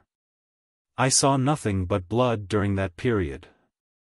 One after another, people beside me fell with eyes opened, never to be closed. Their limbs, hearts, and intestines were scattered across the floors. Those of us who were unwilling to turn into savage beasts, the rational group, had nowhere to hide and nowhere to escape. We were surrounded by deep blue waves and the boundless ocean. Some wailed, some begged for mercy, some sold their bodies, but their heads were hung from the mast either way. Anna, I reeled in despair back then. I thought I would never see you again. Fortunately, in such a nightmare, there was still a hero. The captain took us to hide in the sturdy keel of the ship, and we relied on the stored water and food there until the maniacs reached their limits. Mr. Triss encouraged us, courageously leading us in an assault against those murderers. After an unforgettable bloody battle, we survived. But the Alfalfa strayed off course, and only a third of the original sailors remained. When he depicted the most horrible and darkest side of the human psyche, Joyce couldn't help but recall the hero, the man that called himself Triss. He had a round and amiable face. He was shy like a girl and enjoyed staying in a corner. Only people whom he was familiar with knew that he was a very good conversationalist. But it was such an unremarkable boy who stood in front of everyone with determination in the worst of days. "Oh, exalted Steam, my poor Joyce, you went through such a heartbreaking ordeal. Thank God, praise be to God, he prevented us from eternal separation." Tears welled up in Anna's eyes as she constantly dotted 3 points to form a triangle, the sacred emblem for steam and machinery. Joyce revealed a faint pale smile. "This is the reward for our faith." The Alfalfa then went through storms, lost its course, and after surmounting one challenge after another, arrived at Inmat Harbor. Due to the bloodbath that had taken place on the boat, those of us that survived were held captive by the police and questioned separately. We didn't have a chance to send telegrams home to update our loved ones. When they released us this morning, I immediately borrowed some money from my friend and took the steam locomotive back. Thank God for letting me set foot on the land of Tingen again, allowing me to see all of you again. Then, he looked towards his fiancée in confusion. "Anna, when you saw me, I could feel your happiness and surprise, but I couldn't understand why you rushed towards the doors so excitedly right after you got off the carriage." I had planned on giving you a huge surprise." Anna thought about what had happened earlier, and continued in disbelief, "There's nothing to hide, Joyce. As I was worried about you, I went to the only divination club in Tinjin City today for a divination. That fortune teller, no, the seer told me, he said, your fiancé has returned, he's in the house with a windmill. What? The Wayne couple and Joyce exclaimed simultaneously. Anna covered her face and shook her head. I can barely believe it either, but it happened. Exalted steam, perhaps there really are miracles in this world. Joyce, that seer asked me for your name, characteristics, address, and birth date. He told me he was going to do an astrolabe divination. Then, he asked me if the house with a toy windmill was yours or mine. When I confirmed it was mine, he said, congratulations Miss Anna, Mr. Joyce Meyer is currently a guest at your place. What he needs now are not questions, but consolation and a warm hug. God, Joyce found it unbelievable and incomprehensible. Does he know me? Did someone send him a telegram? Could it be that he is familiar with the police in Enmat Harbor? No, that doesn't explain it. How did he know that I came to your place? How could he possibly know that you would seek a divination? Did you make an appointment? No, I made a selection at the last minute, Anna replied with a vacant-looking expression. Perhaps a good seer needs to be in control of vast amounts of information, even if it cannot be used any time soon. Perhaps, that is the fascinating aspect of divination. Anna's father, Mr. Wayne sighed and concluded.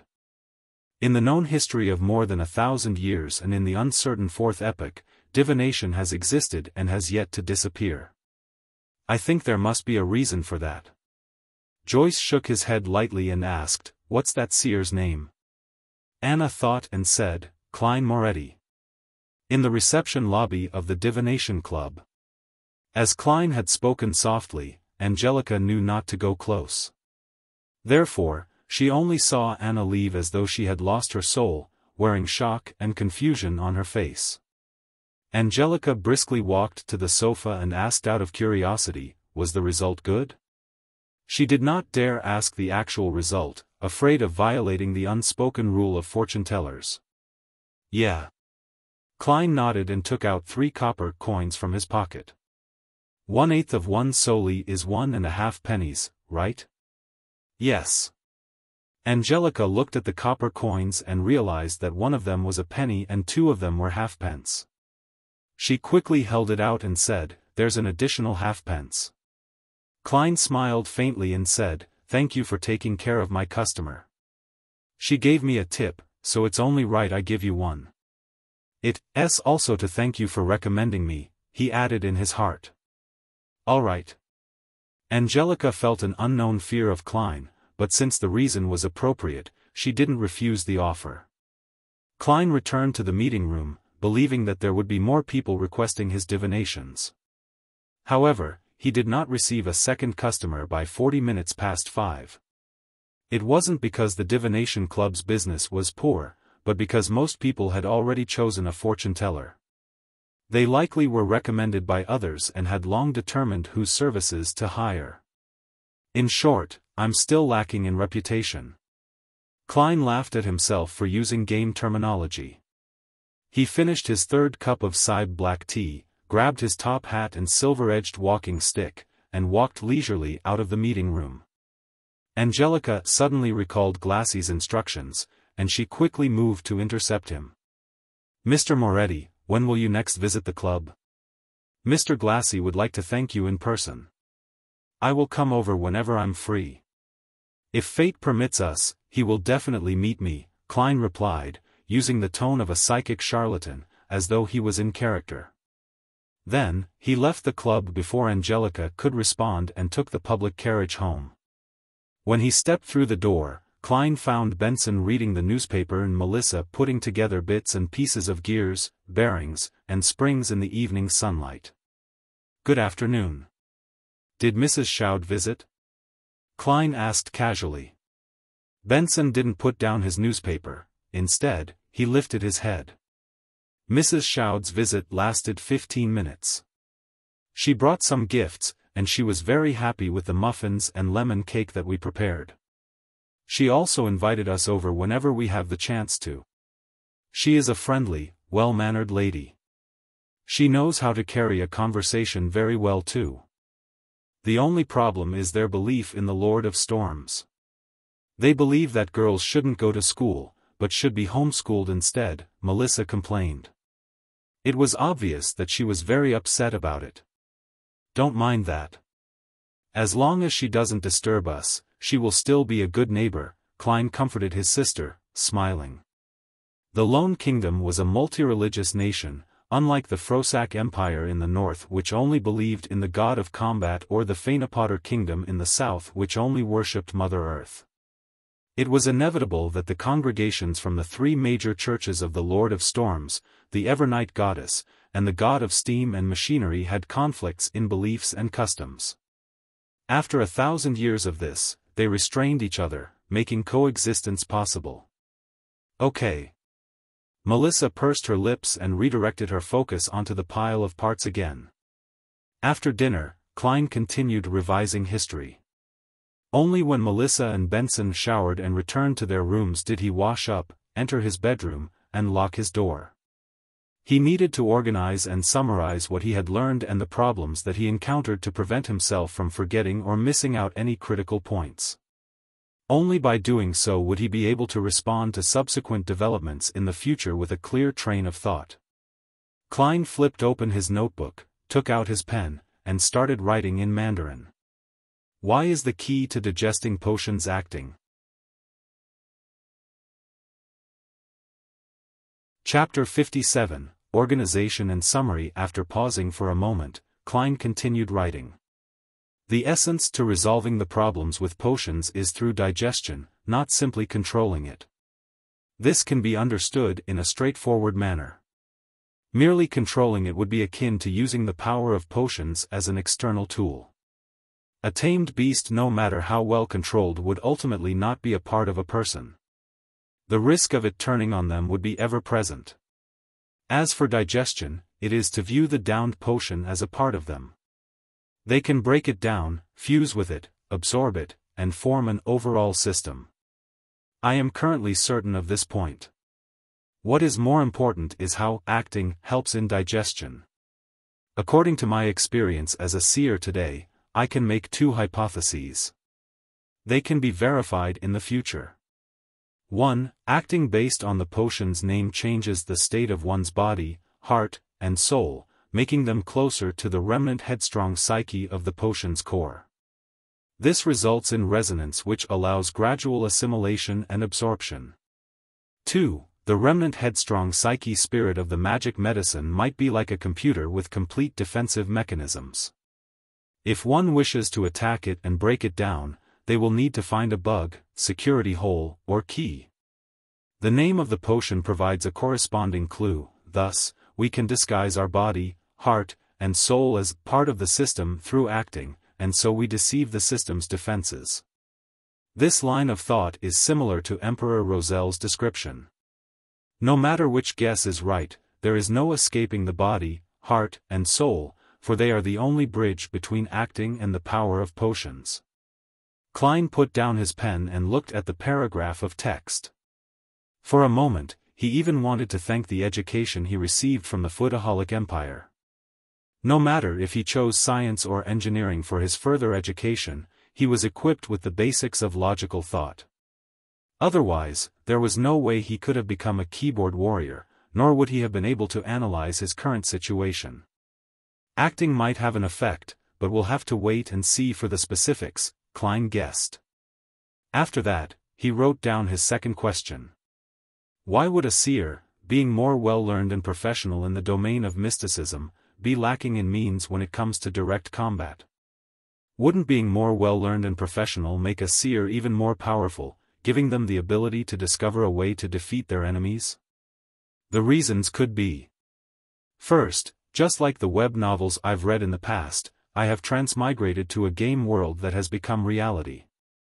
Thus, different jobs come with different specialties that have to be balanced against each other.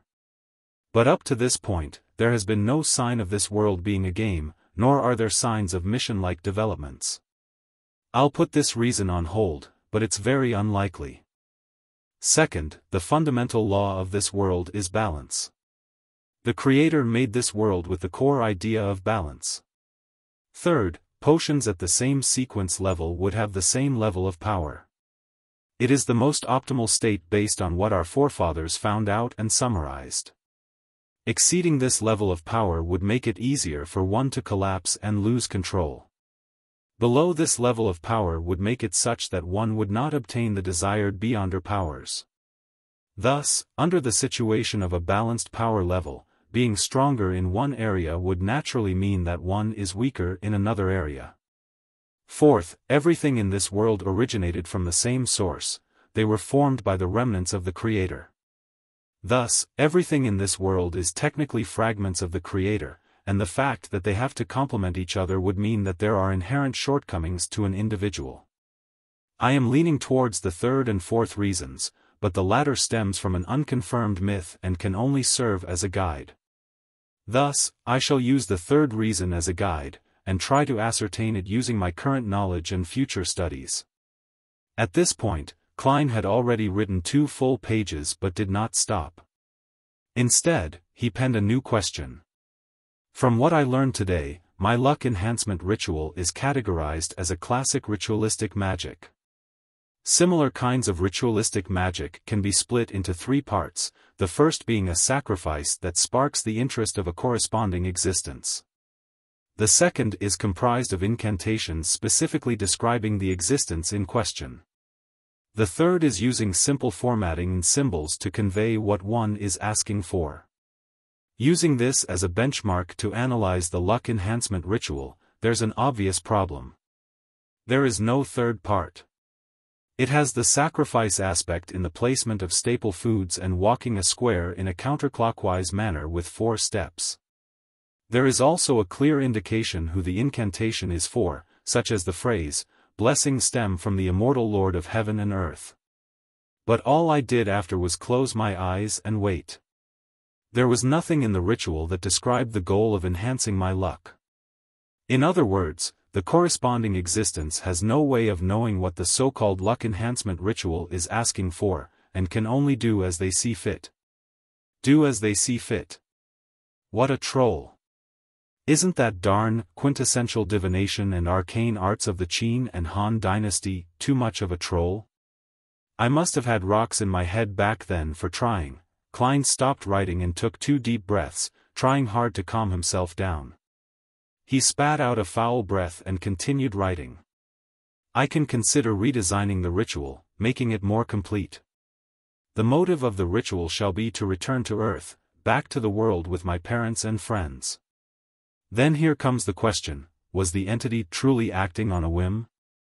Or is there a deeper meaning to it? Also, is the entity that the descriptive incantations point towards in this world the same one from Earth?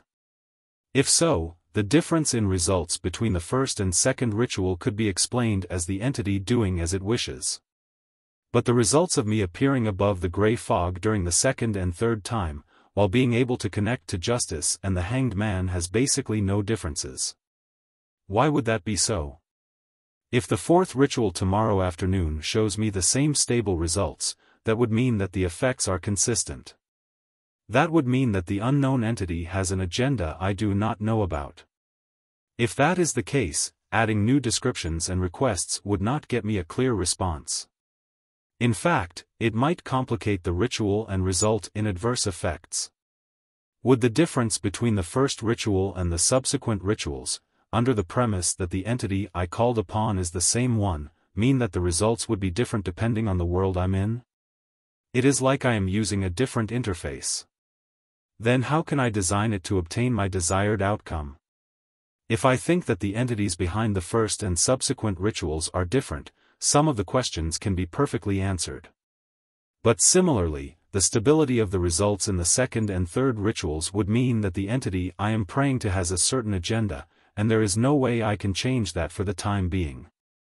The most important question is the identity of the entity that the ritual is directed. Where is he, and why doesn't he give me any clues or guidance? Could he be deep in the world of fog? Can I treat him as an entity in slumber, an entity that would give fixed responses if I give him a certain stimulus, but would not interfere with what I do other than that? Then I can introduce a different ritual as a stimulus and conclude whether the feedback I receive is regular. That way, I can find the correct method of returning. But the problem lies in the possibility that he is not asleep. In that case, such tests might result in terrifying outcomes.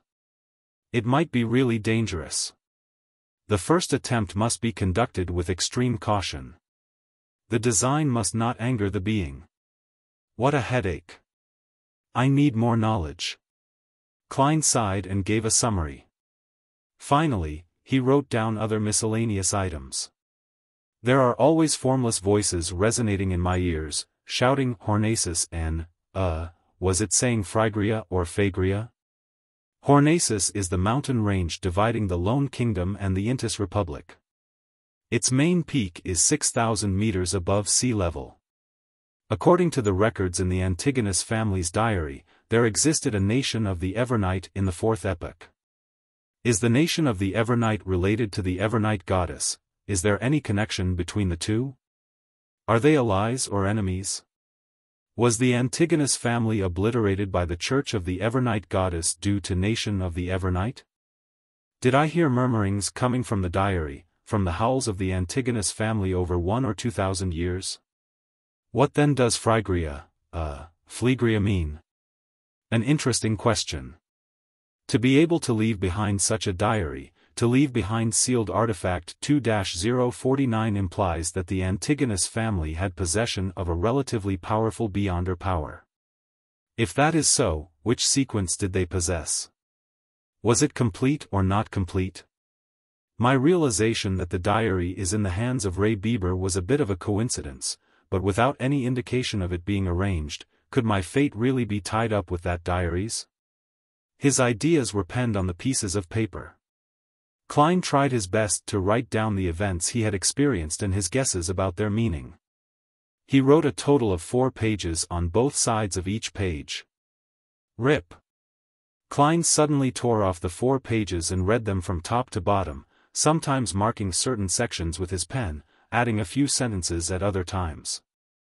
Time flew quickly. The crimson moon was temporarily covered by dark clouds.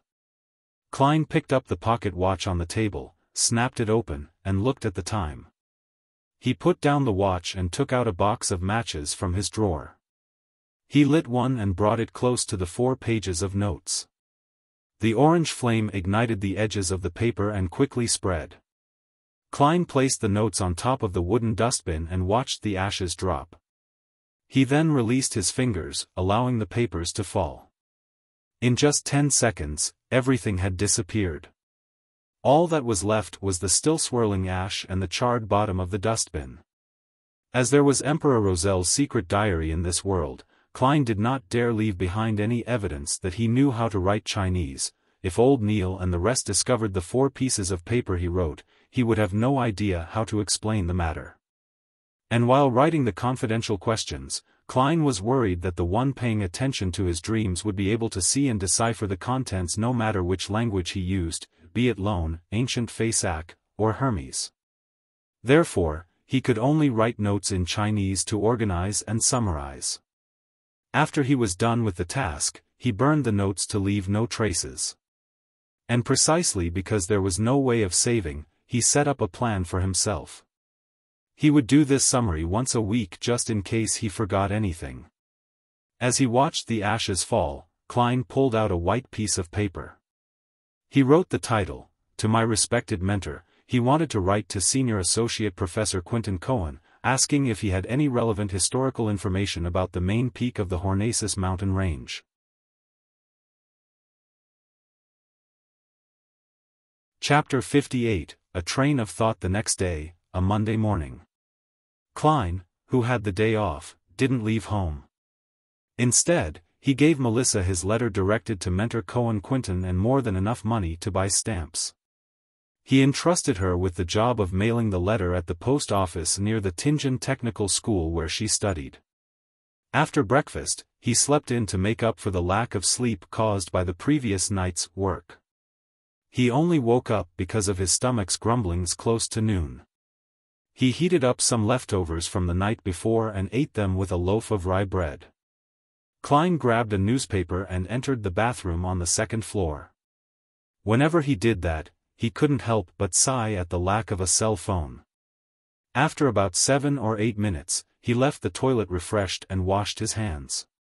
He then returned to his bedroom and locked his door. Klein drew the curtains, lit up the gas lamp, and cogitated for half an hour. After practicing his spiritual vision, spirit dowsing, and dowsing rod for half an hour, he spent another hour mentally reviewing the mysticism knowledge he had gained recently. After doing that, he ripped up the old newspaper and crumpled them into a few balls. He wrote on them, moonflower candle, full moon essence oil, and other names of materials. He followed the prescribed steps of ritualistic magic in his head in order to master every little detail. Until he was entirely familiar with it, he didn't intend to try ritualistic magic because it was both a waste of materials and also easily attracted danger. He repeated again and again until he picked up his silver pocket watch patterned with vine leaves and took a glance. He realized that it was 2:45.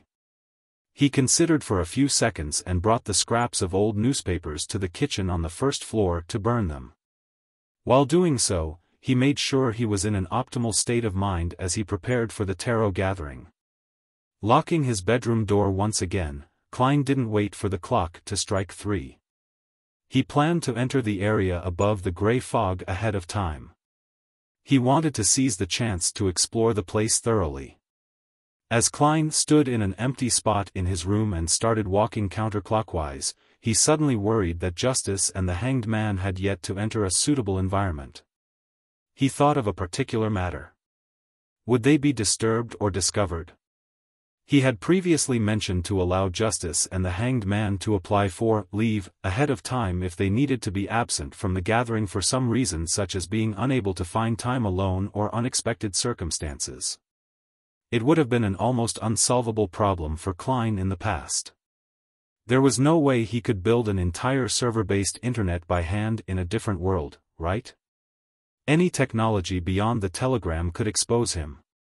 But now, he had suddenly found inspiration from ritualistic magic.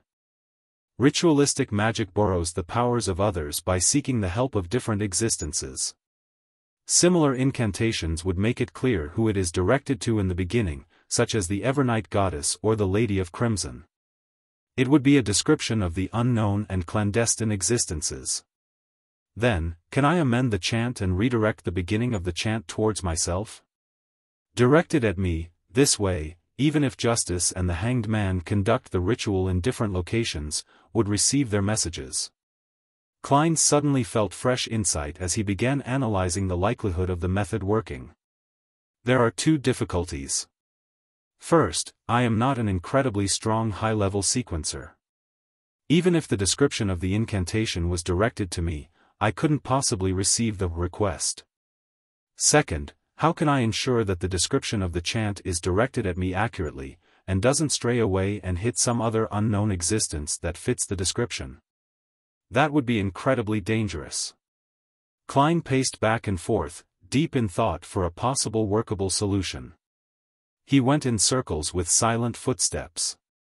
Then, he naturally linked the matter with the mysterious world of the gray fog. Even if I can't receive the message, that doesn't mean the gray fog can't. Its connection with the crimson stars can drag a person into the space directly, regardless of where they are in the physical world. I could consider tying myself to the mysterious space together during the directed description.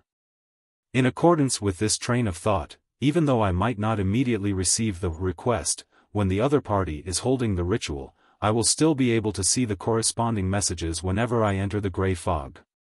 To put it simply, it is the difference between being online and offline on an instant messaging system. Klein became more excited the more he thought. He felt that his idea was worth a try. What kind of description could be used to precisely direct a message to me and to the gray fog world? He started thinking about the actual details. In fact, he had an incantation that would definitely work.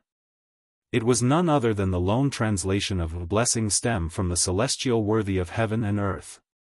But herein lies the problem: he would lose control of the grey fog and lose his leading role. He could only exclude it. Fool from an alternate world? No way. It is quite accurate, and there is almost no other existence that fits the criteria, but it would expose my biggest secret. Klein thought of one incantation after another, but he crossed off each one. After about 7 to 8 minutes, he finally decided on the description of the first paragraph that directed to him. The fool that doesn't belong to this era. It was obviously not accurate enough, therefore, Klein quickly added, the mysterious ruler above the grey fog. The combination of the two lines practically limited it to him. Furthermore, he had tied the grey fog to him.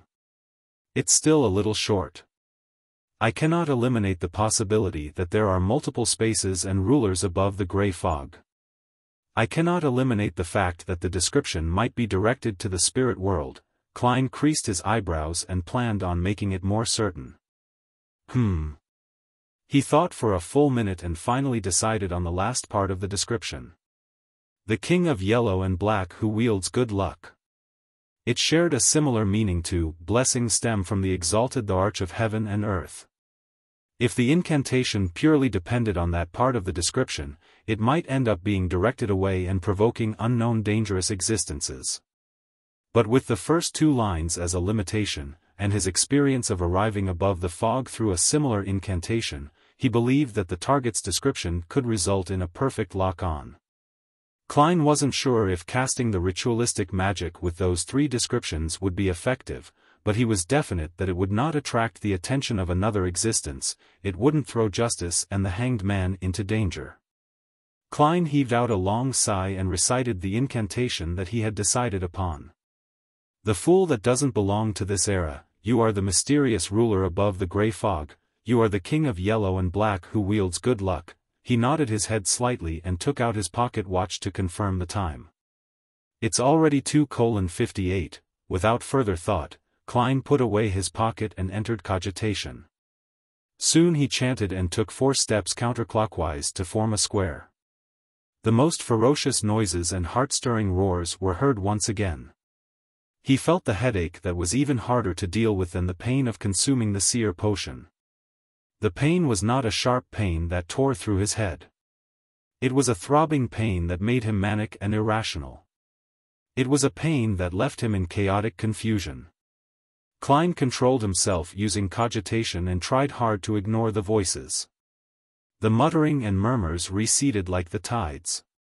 His body became ethereal, along with his spirituality. Everything seemed to float. The boundless grey fog appeared before his sight, the crimson stars at varying distances from him, just like pairs of eyes. Above the grey fog stood the palace, lofty and towering like the home of a giant. It was as though it had been there for millions of years. All Klein did was will it and he disappeared from where he was, reappearing at the seat of honor at the long bronze table with 22 high-back chairs. The effect of the ritual is definitely fixed, Klein muttered.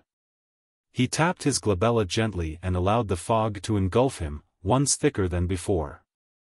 According to the description of the Hanged Man, if Justice had become a spectator, it would be best not to reveal any of his tics before her. Without any time for exploring, Klein extended his right hand and formed an invisible connection, connecting him to the 2 familiar crimson stars. On the roaring blue waves of the Sonia Sea, an ancient sailboat was sailing with the wind. Alger Wilson locked himself in the captain's cabin and made Ghost Ship provide him the best protection. He opened the pocket watch before him and laid it next to the brass sextant. The clock was ticking without joy as it exuded nervousness. When the hour hand, minute hand, and second hand aligned, there was an explosion of crimson before Alger Wilson. It ignored the layers and layers of protection he had placed over himself. Sigh. His sigh reverberated across the captain's room. Backlund, Empress Burrow. Audrey Hall laid against a down-feather pillow and glanced at the yellow paper in her hand. Her gem-like eyes looked like they had 2 souls spiraling slowly in them. Her gaze was calm and cool, as if she were waiting for a play to begin. As the crimson red erupted, she looked at herself being swallowed with complete detachment. Above the grey fog, in the magnificent palace, on the ancient and mottled long bronze table. Klein, who had already activated his spiritual vision, looked over when Audrey Hall's figure began to form. He was not surprised to see that the colors deep in her aura had blended together. It became pure and serene, like a lake that was clear and reflective. She really did become a beyonder. Klein was just about to move his gaze away when he suddenly saw the chair belonging to Miss Justice change.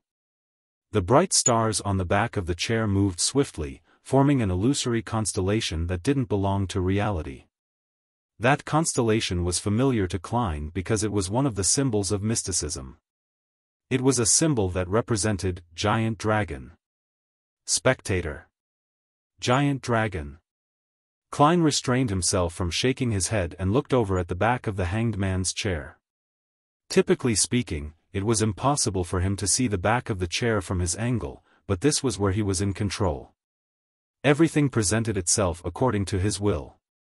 The constellation on the back of the chair had not changed, but since Klein had grasped the basics of mysticism, he wasn't as ignorant as before. He could recognize that it was the symbol of windstorm. Sailor. Keeper of the sea. Windstorm. That's reasonable. The color deep in the hanged man's aura is much purer than it was. Has he leveled up? Oh yeah, what about the symbol behind my chair? Klein suppressed his impulse to look, rapped the edge of the long table thrice just like before, and smiled as he said, "Congratulations, Miss Justice, you are a beyonder now." He can tell straight away. Audrey was stunned and smiled faintly. "Thank you, Mr. Fool, and thank you, Mr. Hanged Man." "That was much faster than I thought," Alger Wilson said honestly. Klein didn't continue the topic but tapped his glabella and said with a smile, "Lady, sir, have either of you found Roselle's diary?"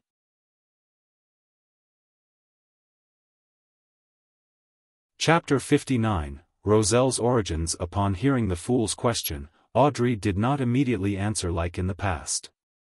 Instead, she widened her crystalline eyes and glanced at the hanged man with a scrutinous attitude. Alger subconsciously subdued his body motions.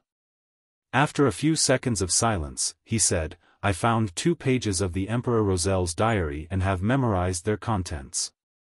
"I have 1 page," Audrey, whose vision was obscured by the fog, said as though she was removed from the conversation. "Pretty good." Klein did not allow his joy or his disappointment be noticed from his voice.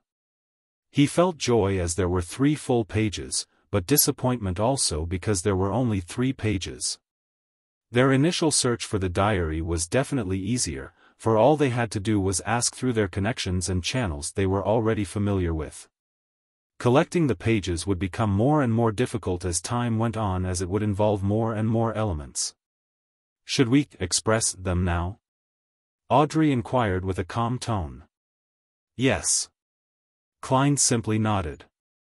He maintained his posture without any change. He had to be cautious in front of a spectator. As he finished his sentence, pieces of yellowish-brown goatskin parchment and dark red fountain pens appeared in front of Audrey and Alger. The 2 of them picked up their pens and started to recall the symbols they had seen. They also infused the emotions of expressing them out. Silently, lines of text appeared on the goatskin. Some of them appeared proper, some delicate, others slanted.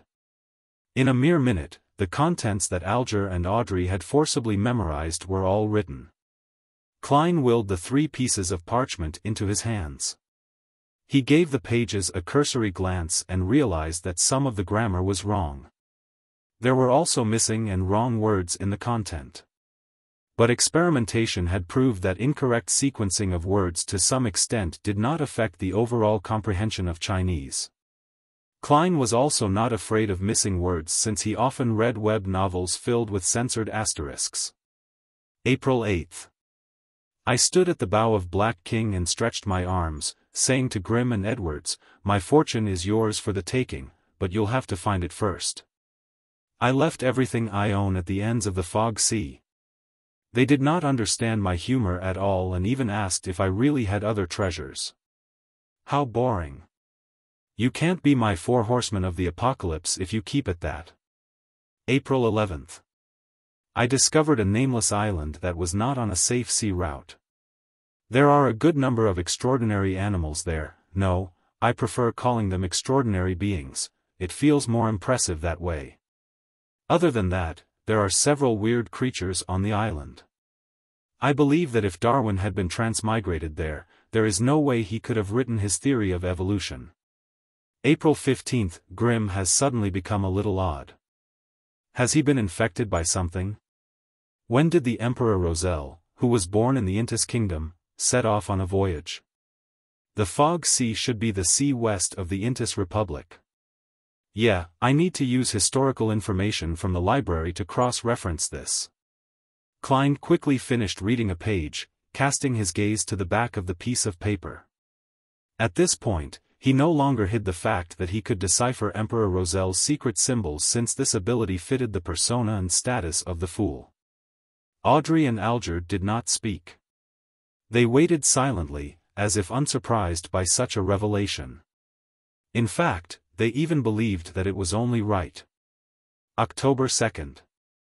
They actually wanted me to marry Matilda from the Abel family without even consulting me first. Heavens, I have not even met her. No, I must decline. Even if I were to run away from home and survive on my own and suffer the vicissitudes of life, I must fight against this marriage. October 5th, Miss Matilda is really pretty. October 6th.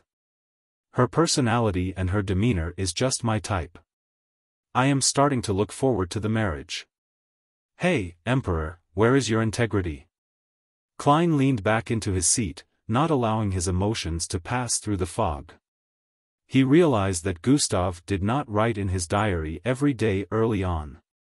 Most of the time, he would only write in the diary when there were certain events that he needed to lampoon, record, or to vent his emotions. He shifted his gaze downward. Klein looked at the last sentence of this page. October 9th. They actually called me the son of the steam. I like that very much. Klein was a little disappointed that the information in the first 2 pages was of little value. But he did not turn sullen. He moved the 3rd page to the top. This page had content written on both sides of the paper. May 21st. The Church of the God of Craftsmanship gave me 2 choices, 2 beginning sequence pathways. One of them is the Savant. It is a complete sequence pathway they possess. The other is Mystery Prior, which they obtained from the Moses Ascetic Order, but it lacks the higher sequences. May 22nd. My choice was easy, Savant. The Savant has a complete sequence pathway. Although wielding more information on mysticism can aid my return home, the problem is that if I am not strong enough, there is a need to acquire external help for transmigration. And I do not know if this external entity would be good or bad, benevolent or malicious. I cannot control it, and thus it could be very dangerous. In that case, why not strengthen myself and return by relying on my own powers?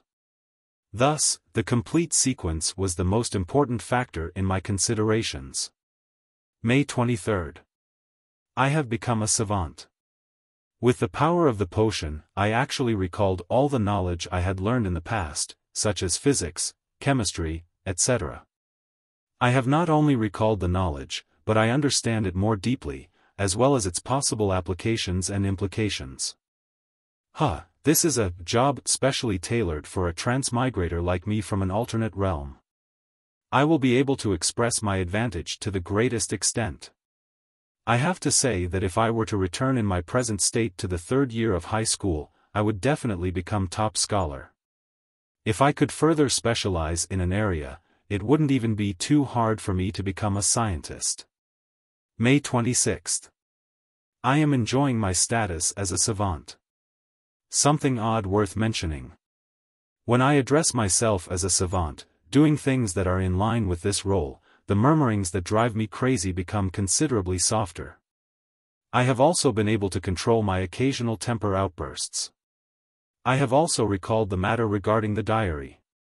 Is this the acting that the mysterious Mr. Zeradal mentioned? This could be key in resolving the side effects posed by potions. As Klein read the diary page, he had a deep realization that there was a fundamental difference between how he and the Emperor Roselle did things. For example, regarding the matter of returning home, Klein considered grasping in-depth knowledge of mysticism to avoid risks and accomplish his goal, while Emperor Roselle preferred to rely on himself and face the risk. I have to say, I envy people like that sometimes. Perhaps everyone yearns for something they do not possess. Of course, I also have to consider strengthening myself. Both of these are important, Klein thought, sighing a little. The description provided by Emperor Roselle about acting instilled Klein with confidence that the conclusion he made about acting yesterday was more or less correct. He put the 3 diary pages down, looked up at Justice and the Hanged Man. He smiled and said, "My apologies, I was too absorbed in reading them." Audrey calmed the envy in her heart and smiled faintly. "I can understand. I hope to one day be able to exchange information about the diary's contents. That will require a price." Klein smiled and glanced at Justice, then swept his gaze towards the silent Hanged Man. Audrey put her palms together and placed them in front of her. "Mr. Fool, Mr. Hanged Man, I have 3 questions to ask. If you think that the answers warrant a high price, tell me what you want, I will try my best to seek it." "No problem," Alger answered succinctly. Klein nodded and leaned back further, making himself comfortable. Audrey thought for a few seconds and said, "The first question is, what does acting really mean? I realize that the remnant psyche in the potion has minute effects on me. Is that because I've been acting as a spectator all this while?" Alger did not speak. Instead, he looked at the fool, as though waiting for him to give an answer. Klein rubbed his finger on the edge of the table and said in a relaxed tone, "Let me explain this with an analogy. Imagine the core powers of your potion as a tightly guarded castle. The remnants of the psyche that can cause a lashback resides within that castle. Our goal is to get rid of it and become the true master of the castle. There are 2 ways we can do that. The first is to forcefully invade the castle. There is no guarantee that this will work, and you will most definitely injure yourself unless you can suppress it with absolute power. But of course, we are not equipped to do that. The second way is to get the owner of the castle to extend an invitation. This invitation can allow us to slide through the scrutiny of the guards and infiltrate the castle. We can then easily finish off the enemies. But the problem lies in the fact that this invitation specifies the facial features and characteristics of the guest. Thus, we have to disguise ourselves and act as the guest. Do you understand?" Alger immediately asked, as if he had anticipated this reply, "Then the aforementioned invitation is the name of the potion sequence?"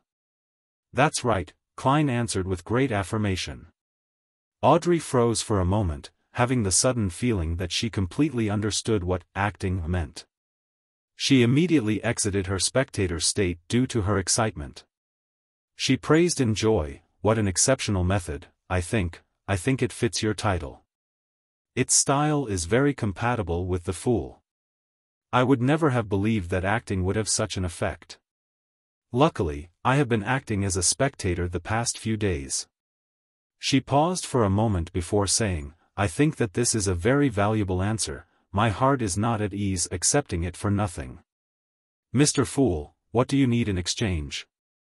"Of course, I still remember that I owe you a page of Emperor Roselle's diary." "More pages of Roselle's diary, or..." Klein paused for a moment. He had wanted to get information about the sequence regarding the Seer but felt that such a low-level request would ruin the mystical image of the fool. Thus, he chose to give up on it and planned to ask them discreetly some other day. "I just advanced recently and have yet to completely digest the Seer potion." He consoled himself and added on without expression, "Anything regarding the Antigonus family, even if I'm already aware of them myself." Alger remained silent for a few seconds.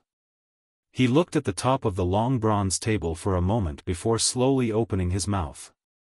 Mr. Fool.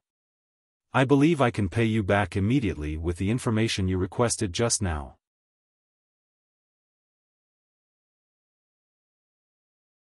Chapter 60, Second Blasphemy Slate. No problem. Klein tried to maintain his unchanging deep tone. He rested his left elbow on the armrest of his chair and supported his forehead slightly with his fingers, posing as though he was listening calmly. Alger deliberated over his words and said, "The Antigonus is an ancient family. Their history can be traced back to the Cataclysm epoch before the Fourth epoch and is related to the Second Blasphemy Slate." The Second Blasphemy Slate?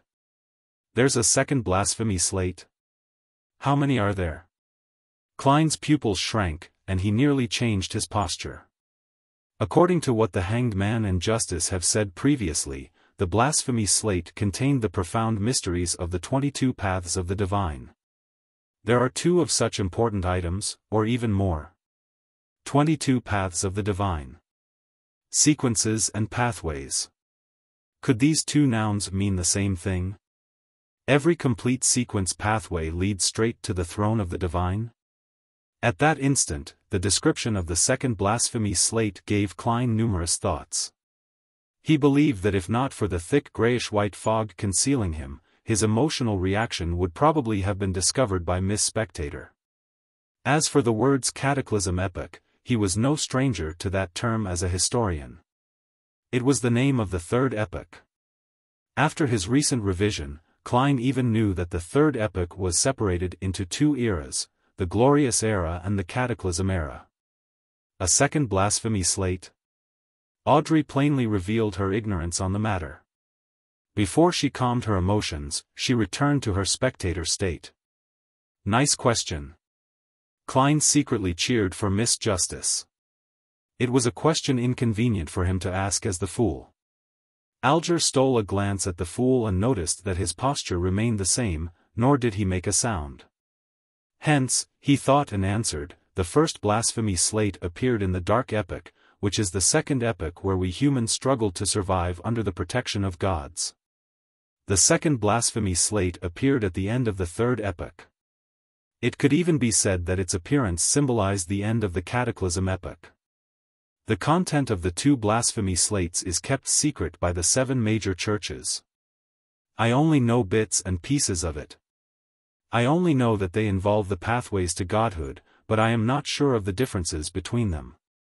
Was the blasphemy slate that Emperor Roselle saw the first or the second? Audrey asked curiously.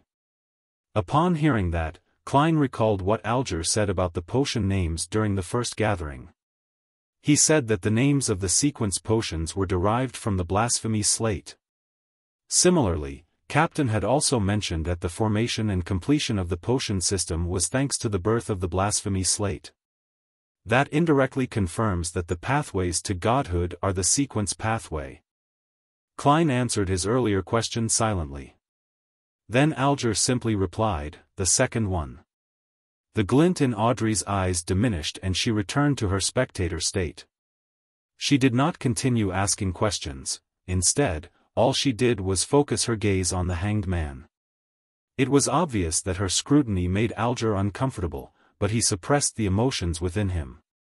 He lowered his voice and continued, during the Solomon dynasty in the Fourth Epoch, although the Antigonus family was considered an illustrious part of the aristocracy, they didn't do anything very memorable until they supported the establishment of the Tudor Empire. They then stood right in the middle of the stage of northern continent. In that period, Antigonus, Ammon, Abraham, Jacob, and others were illustrious names of the human kingdom. However, after the War of the Four Sovereigns, the Blood Emperor from the Tudor Empire perished. They fell from the top of their pedestal and are now hunted by the 7 gods. I am not sure about the actual process, but I do know that the Antigonus family was destroyed at the hands of the Church of the Evernight Goddess. Mr. Fool, if you'd like to know more, I am afraid that you can only obtain the information from the Church of the Evernight Goddess or from the few ancient secret organizations. You know which few I am referring to. I don't. Klein nodded while feeling bitter inside. Okay. The secret order is one. Captain and Old Neil mentioned the Moses ascetic order. I wonder if the psychology alchemists count. While he mentally checked off the candidates, Alger provided him with the last bits of information. I similarly have no idea which sequence pathways the Antigonus family held. There are only two adjectives that appear repetitively in the descriptions of the Antigonus family, and those are strange and terrifying. Strange and terrifying. Thinking back to the notebook, the original Klein and his classmates, and what happened to Ray Bieber's mother, it really is aptly worded. Klein continuously rapped the edge of the long table with the tip of his finger a couple of times. Then, he slowly began to speak. Very well, I am satisfied with the payment. The reason he continuously rapped the long table lightly with his fingers was to emphasize the action, to make Justice and the hanged man believe that he had a habit of rapping in order to conceal the fact that the same motion was used to activate and deactivate his spirit vision. It's my pleasure. Alger did not say anything else. Audrey took a look at the hanged man and then the fool. She smiled faintly and said, then, I shall ask the second question. What is the name of the subsequent potion for Spectator? Where can I find the clues? I'd also like to ask so straightforwardly, but different choices lead to different difficulties. Klein did not speak but cast his gaze towards the hanged man. Alger remained silent for a few seconds before saying, I'll answer the question for free because I led you on this pathway. The subsequent sequence for Spectator is Sequence 8 Telepathic. The ancient name of Sequence 7 is Psyche Analyst but is called Psychiatrist now. This is what I found out from a member of the Psychology Alchemists. I think they should have quite a number of potion formulas for this pathway. Psychology Alchemists. Spirit Medium Daily was rather approving of their theory, but Captain thought of them as evil and crazy. Klein listened while in deep thought. Do you know the whereabouts of that particular Psychology Alchemists member? Asked Audrey as her eyes beamed with joy. Be it telepathic or psychiatrist, both names appeal to her aesthetics. Alger gave a rare laugh. I do. He's immersed in the seas around Sonia Island. I sank him with my own hands. If you would like to look for the Psychology Alchemists, I have to apologize since I severed the clues. He was not worried that Justice would find his identity through his description because he did that on his own, out of the public eye. Sank, Audrey was at a loss how to reply or what expression to wear. She drew a deep breath and suddenly failed to maintain her spectator state. She asked bashfully, the third question. If, and I'm saying if, a normal animal were to drink a Sequence 9 potion, what would happen? What kind of a question is that? Klein tapped his glabella unnoticeably with his finger that was supporting his forehead. Very quickly, he saw the changes in color and noticed that Audrey's emotions had turned frantic, nervous, and a little ashamed. Could she have done something that stupid? Klein was astounded, but didn't find it strange. After the past two gatherings, he was certain that Miss Justice was quite an airhead. The hanged man, Alger, was obviously dumbfounded as well. He took a while to reply. Normal animals do not have the brains of humans.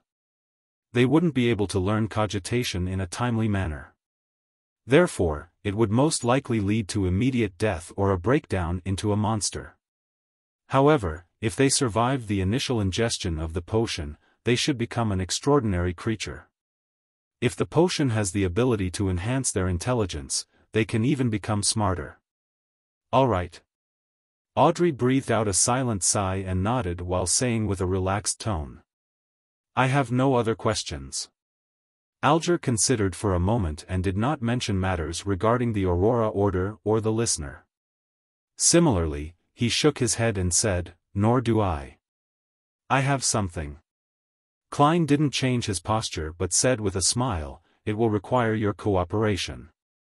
He had yet to turn off his spirit vision, and he immediately saw that the hanged man was showing signs of nervousness, while Miss Justice was too simple-minded to show fear or carefulness. Before they could reply, Klein comforted them, "Don't worry. It's trivial. If it succeeds, it will be beneficial to you, so I wouldn't be paying extra remuneration. Go ahead." Audrey instinctively entered the spectator state, but she couldn't see through the thick gray fog engulfing the fool. "As you will," Alger replied, steadying himself. Klein moved his fingers and smiled when he said, "Previously, I said that we would do some experiments to enable you to ask for a leave of absence. That way, you do not have to worry if you have to be somewhere inappropriate on a Monday afternoon. That's our wish." Audrey loosened her tightly knitted eyebrows. Alger thought and said, "What do you need us to do?" "You could try a piece of ritualistic magic during your free time. It need not be too formal. As long as you are in an environment that won't be disturbed. Put 4 brand new candles on an altar, placed on 4 corners respectively. It's best if they are candles with a sandalwood scent. Put a loaf of white bread near the candle on the top left corner, a bowl of Fainapotter noodles near the candle on the top right corner, paella by the candle on the bottom left corner, and a desi pie by the candle on the bottom right corner. Use a silver knife to make a sealed spiritual environment." Klein described his modified version of the luck enhancement ritual and taught Miss Justice how to create a spiritual environment for free. To be frank, as the ritual was targeted at himself, Klein believed that the former part, which was intended to attract the interest of an entity, could be omitted completely. However, he still worked hard to make the procedure seem important. Of course, it didn't comply with what old Neil taught about gods being second and oneself being third. Mix moon flowers, gold mint, slumber flowers, fingered citron, and rock rose together, then distill it. Extract it for its essential oil, then pour a drop onto each candle. Audrey listened with piqued interest as she recorded all that he said. When he was done, she asked, "What about the incantation? Mr. Fool, what's the corresponding incantation?" Alger stopped writing with the fountain pen in his hand as well. He turned his head to look at the fool. Klein, who was immersed in the gray fog, tapped the edge of the long table with his finger lightly and said calmly and monotonously in Hermes, "The fool that doesn't belong to this era, you are the mysterious ruler above the gray fog, you are the king of yellow and black who wields good luck."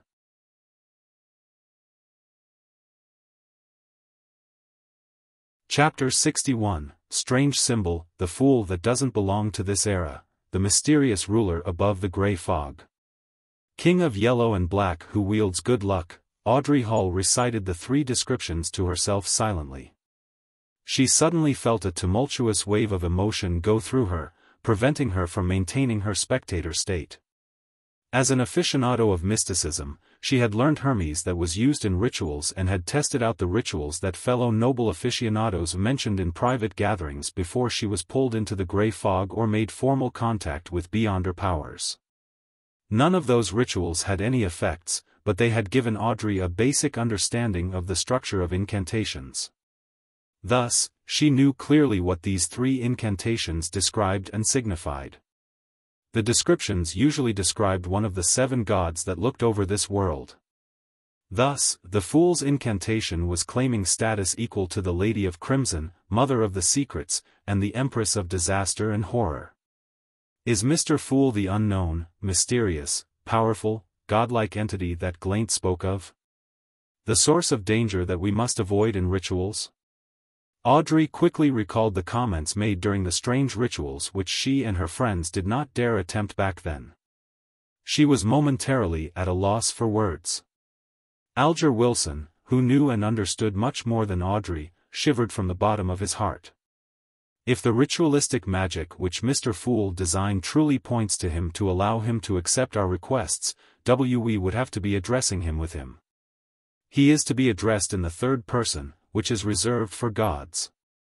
How lucky, how smart I was to act in concert with him and not do anything foolish. Even when I was testing him, I did not step beyond the boundaries of normalcy. Could he perhaps be an ancient, mysterious, horrifying existence, only that he does not appear before us in his true form and name?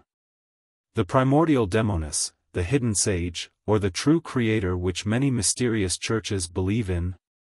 Alger understood that the fool he was looking at now might not be his true form. He might not even have a gender or be a humanoid creature. Klein propped his forehead up with one hand and tapped on the table with the other hand. He acutely noticed the changes happening to the hanged man and Justice. But he acted as though nothing happened, as if everything was within his expectations. He continued without any care. I pray for your help. I pray for your loving grace.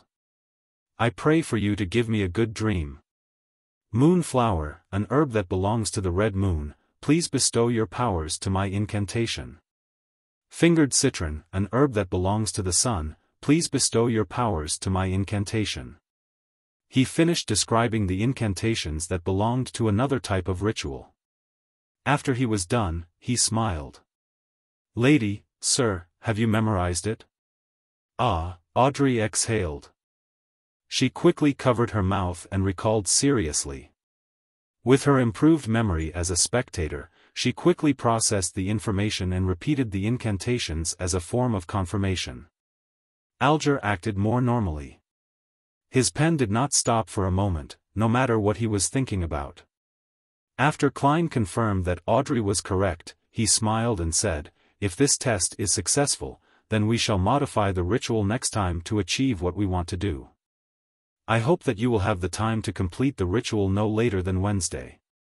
He intended to come in here again on Thursday night to ascertain if the ritualistic magic was successful. As for why he did not allow the hanged man and Justice to directly request a leave of absence, Klein was worried that he would be unable to discern if the results were from them asking for leave or merely the outcome of an attempt of the ritualistic magic. Was he to pull them into the gathering if that happened? By your will. Audrey and Alger replied respectfully, collecting themselves. According to the hanged man's suggestion last week, we shall have a time for casual conversation after all official issues have been discussed. Who shall begin? Klein gave a hand gesture signaling for someone to start. Audrey sighed and said, Mr. Fool, the suggestion you made regarding the exam selection and the separation between civil and political matters has received the approval of many members of Parliament. Perhaps it could become a reality. Of course, with the efficiency of this government, the bill will only appear half a year from now at the earliest. She was not worried that the hanged man would track her down using this piece of information.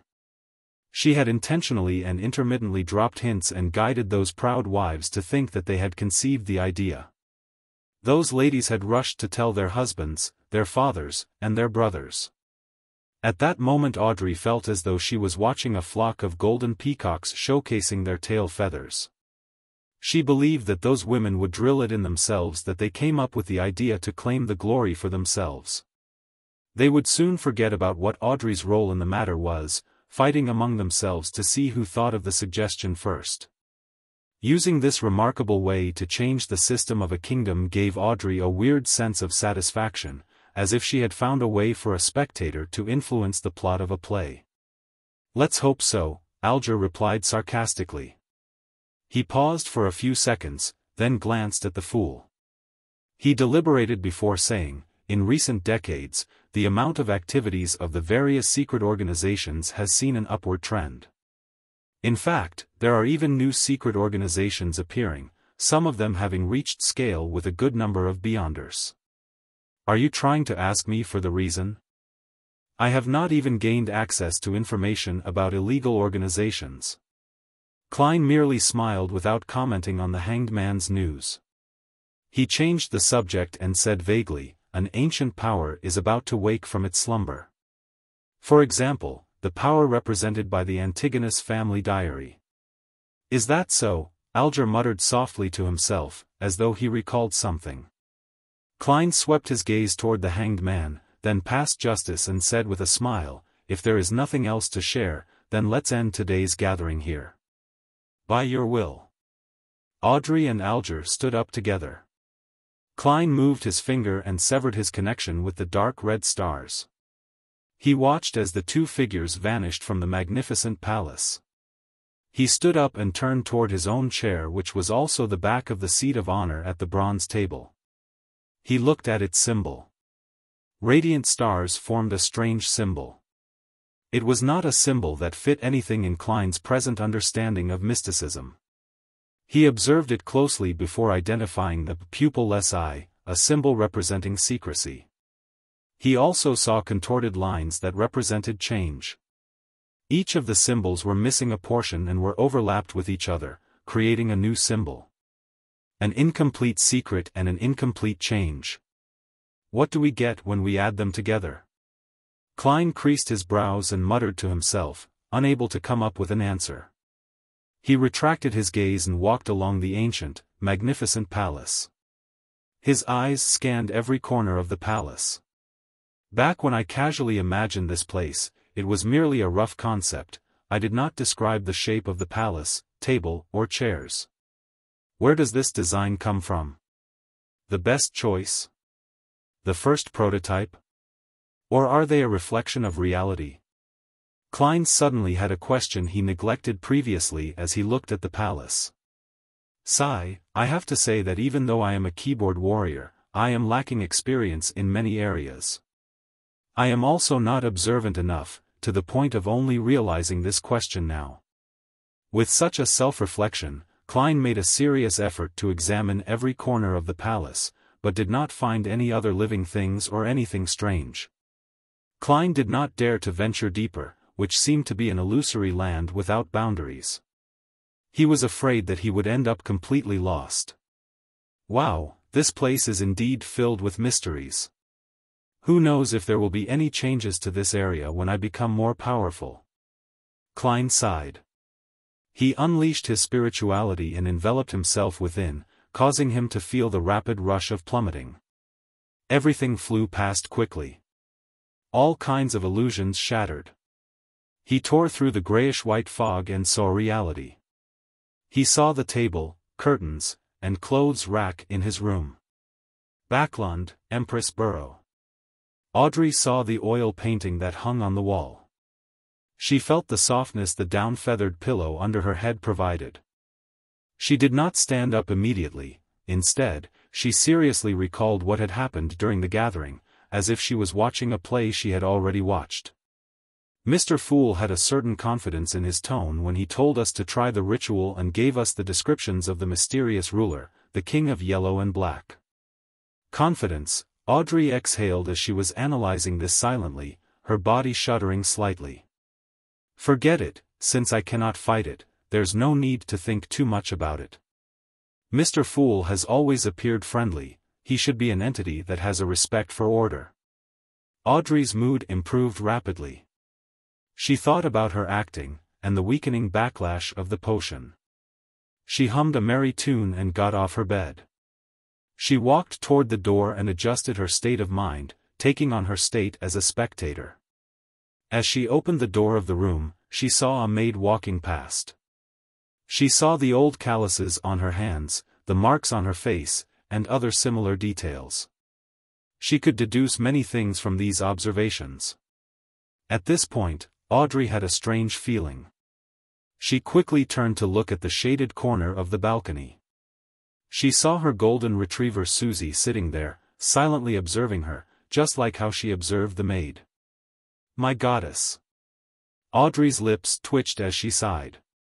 She wanted so much to hide her face. On the Sonia Sea, in the heavily protected captain's quarters. Alger woke up and noticed that nothing had changed around him. It was as if nothing had happened. He sighed and thought to himself, an ancient existence? Klein, who had exited the ritual, pulled open the curtains. He took out his notebook and began writing once again. He recalled the contents of Emperor Roselle's diary, hoping to reinforce the memory through writing and prevent himself from forgetting it in the future. Klein reread the notes several times after he finished writing. Finally, he tore the notes up and incinerated them. I shouldn't forget the most salient points if I do this once a week. But with time and the increasing complexity of my missions. How unfortunate, I do not have better ideas for the time being. I have not learned any cryptography. Klein collected himself and stretched his neck. He planned on heading to the Divination Club. A seer was defined differently by different people. No one could say that another person's methods were wrong. So, Klein, who did not know which kind of seer fit the requirements of the potion, could only correct it as he experimented to ascertain which one was the best fit.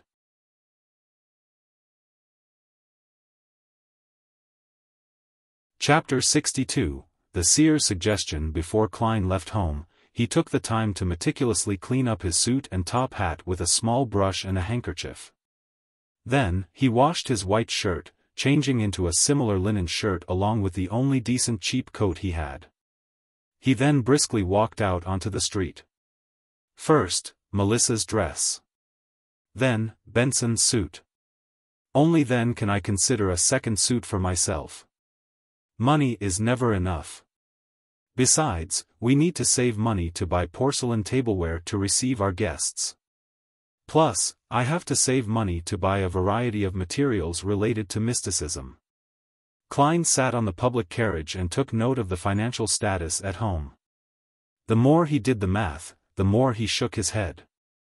He reckoned he needed at least a year to let himself, his brother, and his sister live as a middle-class family. Of course, that was without taking promotions and pay rises into consideration. The public carriage drove past the streets and stopped opposite to the Divination Club on House Street. Klein pressed down on his black top hat and hopped off the carriage. He walked along the familiar street and entered the club located on the second floor. He then saw the beautiful brunette, Angelica. There was a hint of swelled redness to her eyes, but she looked extremely relaxed. Klein raised his hand to tap his glabella lightly and carefully examined her. He found out that the grayness deep in Angelica's emotional colors had greatly dispersed. It had been replaced with sunlight-like whiteness. After taking it in, Klein walked over, took off his hat, and smiled. "Madam Angelica, it's a lovely day today, isn't it?" Angelica lifted her head and was briefly shocked. She then beamed and said, "You are just like Mr. Vincent's cat. You don't make any sounds while walking, do you? You managed to tell?" "Hee, I forgot that you are a fortune-teller skilled in face-reading." She paused, then she gently bit her lip before bowing.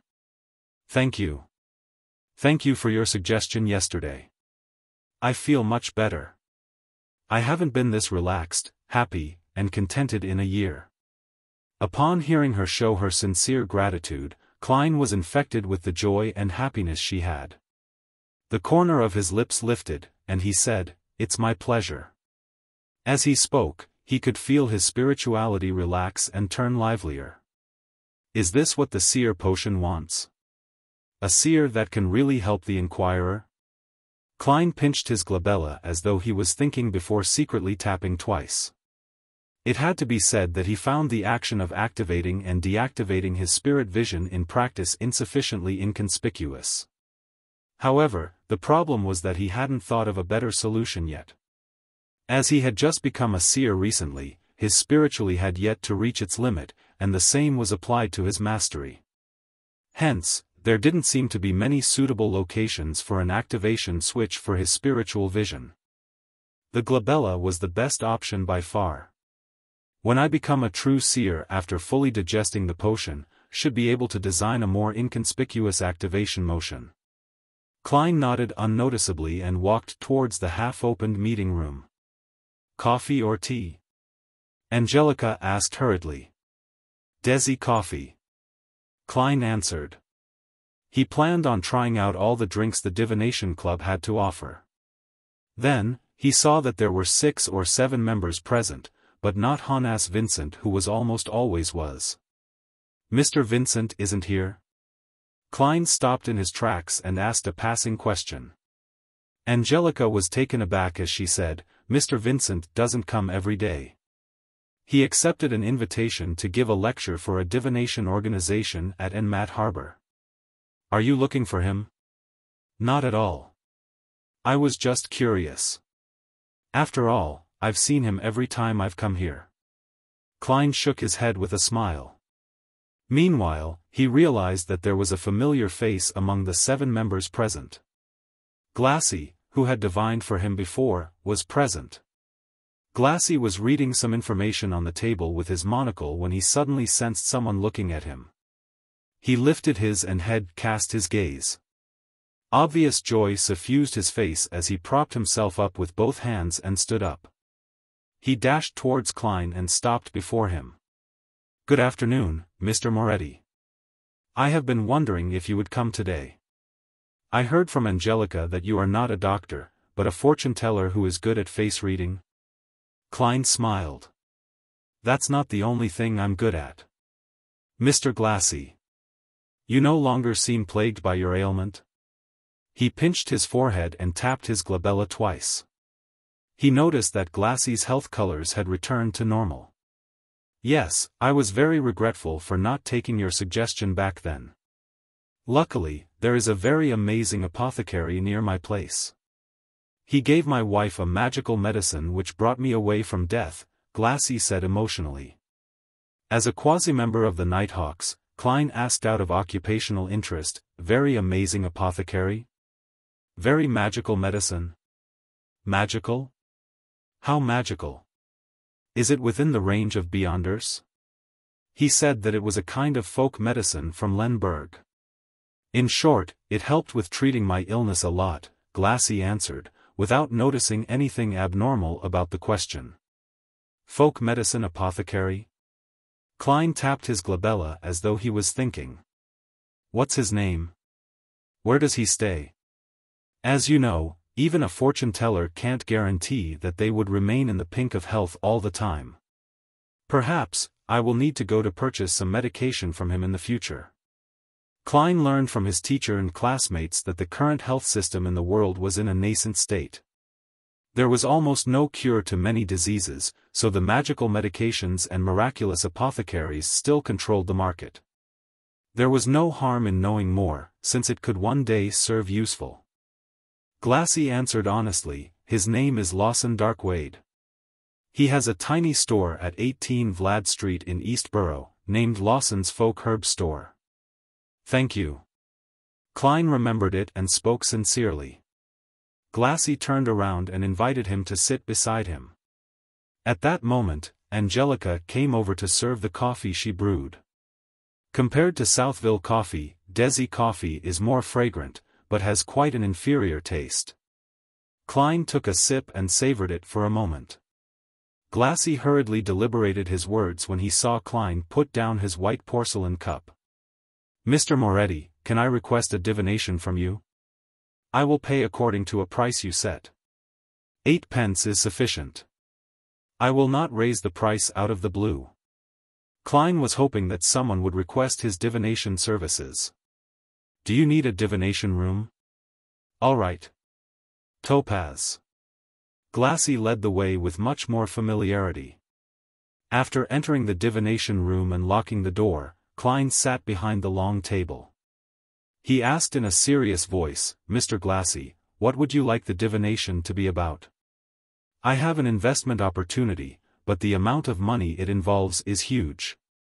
If it fails, my family and I will take a heavy hit. I wish to know if it will be a successful investment." Glassy volunteered the information. "I have divined using tarot cards previously. A divination after purifying my soul. The result was pretty good. Yes, I did the interpretation myself, but I did not violate the principles of those symbols." Klein thought and asked curiously, "It'd be great if you could describe the entire situation once more and give me your information again. It'd be best if you have the other party's information, too. We will do an astrolabe divination." "All right." Glassy organized his words and said, "When Mr. Lenevis examined the Hornacis mountain range, he discovered a gigantic mine rich in high-quality iron ore. He poured in all his savings to buy that land and hired a professional company to survey it. The result was a heartening one. He lacks funds needed for subsequent developments, so he formed a steelworks company and intends to apply for a loan from the bank using the project. At the same time, he will also issue a corresponding number of shares to raise its initial capital. The plan is still in its preparatory stage and promises fat returns." Klein, who had been reading the newspaper recently and also happened to be a history expert, knew that there were shares in this world. He also knew that the concept of shares was derived from Emperor Roselle. Yeah, him again. During the colonization of the southern continent, he had set up the Siberan Company and solved the nation's fiduciary matters successfully by raising funds from the public through the issue of shares. As such, he had the first mover's advantage from colonization. Because the returns were great, this development continued on. For example, there were railway shares, mining shares, steam development shares, and so on and so forth. There were some that succeeded and there were some that failed. Hence, it catalyzed the formation of organizations like the Backlund Stock Exchange. Besides that, the Emperor Roselle had created national bonds, unit trusts, and other financial products. The former had become the most stable form investment, with a return of 4 to 6% interest. Klein remembered that Benson had once said that if he could inherit £3,000, there was no need to work hard any further. The stable annual interest of about 5% would result in an annual fixed income return of £150, roughly equivalent to Klein's annual income at present. This is known as rentier capitalism. Klein sighed and asked carefully, "Are you sure there's nothing wrong about this? Is Lenivis trustworthy? I've seen his property papers and the inspection report. There is the Civilaus County government stamp and an endorsement of a professional company. Plus, inside Mr. Lenivis's office is a group photo of him with Sir Deweyville and the mayor." Glassy nodded in reply. "Group photo? That doesn't mean anything." Klein, who was born in an era of information explosion, had seen too many similar incidents. He didn't buy the story because of that. However, it didn't matter if he believed it or not. He could only pick up a pen and draw a corresponding astrolabe according to the crucial time and information that Glassy had provided him with. After a long while, Klein pointed to the astrolabe and said, "You should be able to tell that this will be a very unsuccessful endeavor. Below the flourishing surface is a cliff, a chasm. My divination suggestions going around it, to avoid it." Glassy fell into silence, his mouth turning agape a few times before he closed it. A few minutes later, he said with a rueful smile, "I'll consider it carefully when I'm back." Upon hearing this answer, Klein could only shake his head with a silent sigh. He realized the helplessness of a seer. A seer could only give suggestions and not make the decision for others. Just as the two left the Topaz room, Angelica walked over and said, "Mr. Moretti, someone wishes for your divination." When she said that, she added with a whisper, "He did not ask for my recommendations. Nor did he view the album. Has my reputation spread?" Klein turned towards the reception hall in puzzlement.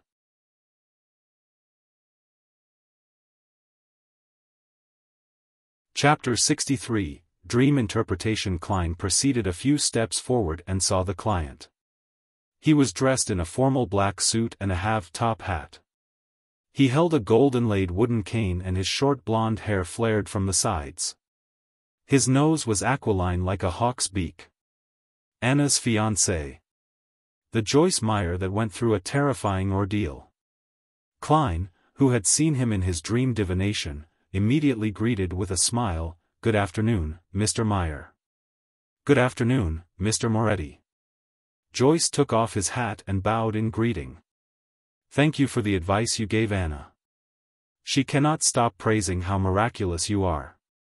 Klein chortled and said, "I did not change a thing. You should be thanking yourself. Without your determination and your hope for a better tomorrow, you wouldn't have been able to overcome such an ordeal."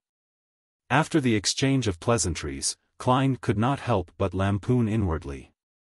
Does this count as mutual professional bootlicking? In all honesty, I still find my coming back alive a dream. I still cannot believe that I survived wave after wave of terrifying ordeals. Joyce shook his head wistfully. Without waiting for Klein's reply, he asked curiously, "You knew who I was the moment you saw me.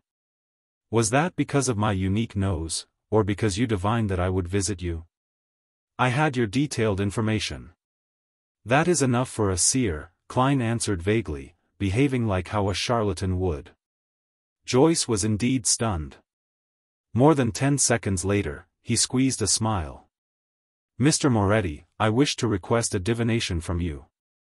The moment he finished his sentence, he suddenly realized something. Mr. Klein Moretti had addressed himself as a seer, not a fortune-teller. A seer. All right, let us head to Topaz.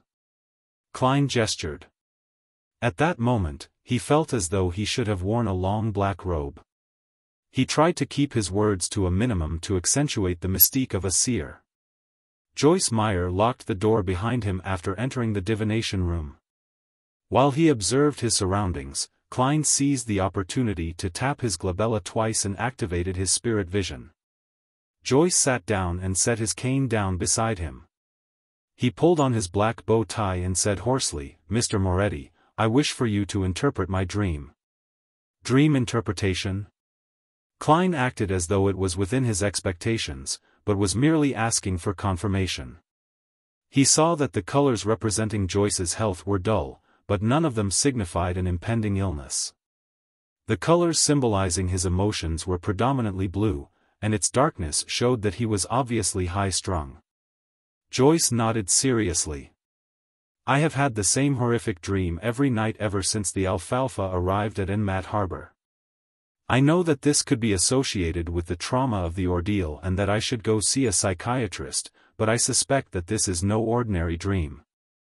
A normal dream would definitely have some details that are different even if they recur every night, but this dream is, at the very least, constant in the parts which I can recall. To a seer, these kinds of dreams are seen as revelations given by the divine, Klein said, half consoling and half explaining. Can you describe the dream to me? Joyce clenched his fists and up to his. He thought deep for a moment before saying, I dreamed that I was falling from the Alfalfa into the ocean. The ocean was dark red, as if it was filled with rotting blood. As I fell, I was grabbed by a person on the boat. I could not identify him, but I know that he was very strong. And I was also holding onto a person in an attempt to save him from falling into the sea. I know that person. He was a passenger of the Alfalfa, Eunice Kim. Because of his weight and his struggling, I could not bear the weight and could only release my hands and watch him get devoured by the sea of blood. At that moment, the person above me also released his hand. I flailed my arms, hoping to grab onto something, but there was nothing. I could only plummet rapidly. Then I wake up in horror, sweat covering my back and forehead. Klein held his forehead and gently rapped it as though he was thinking.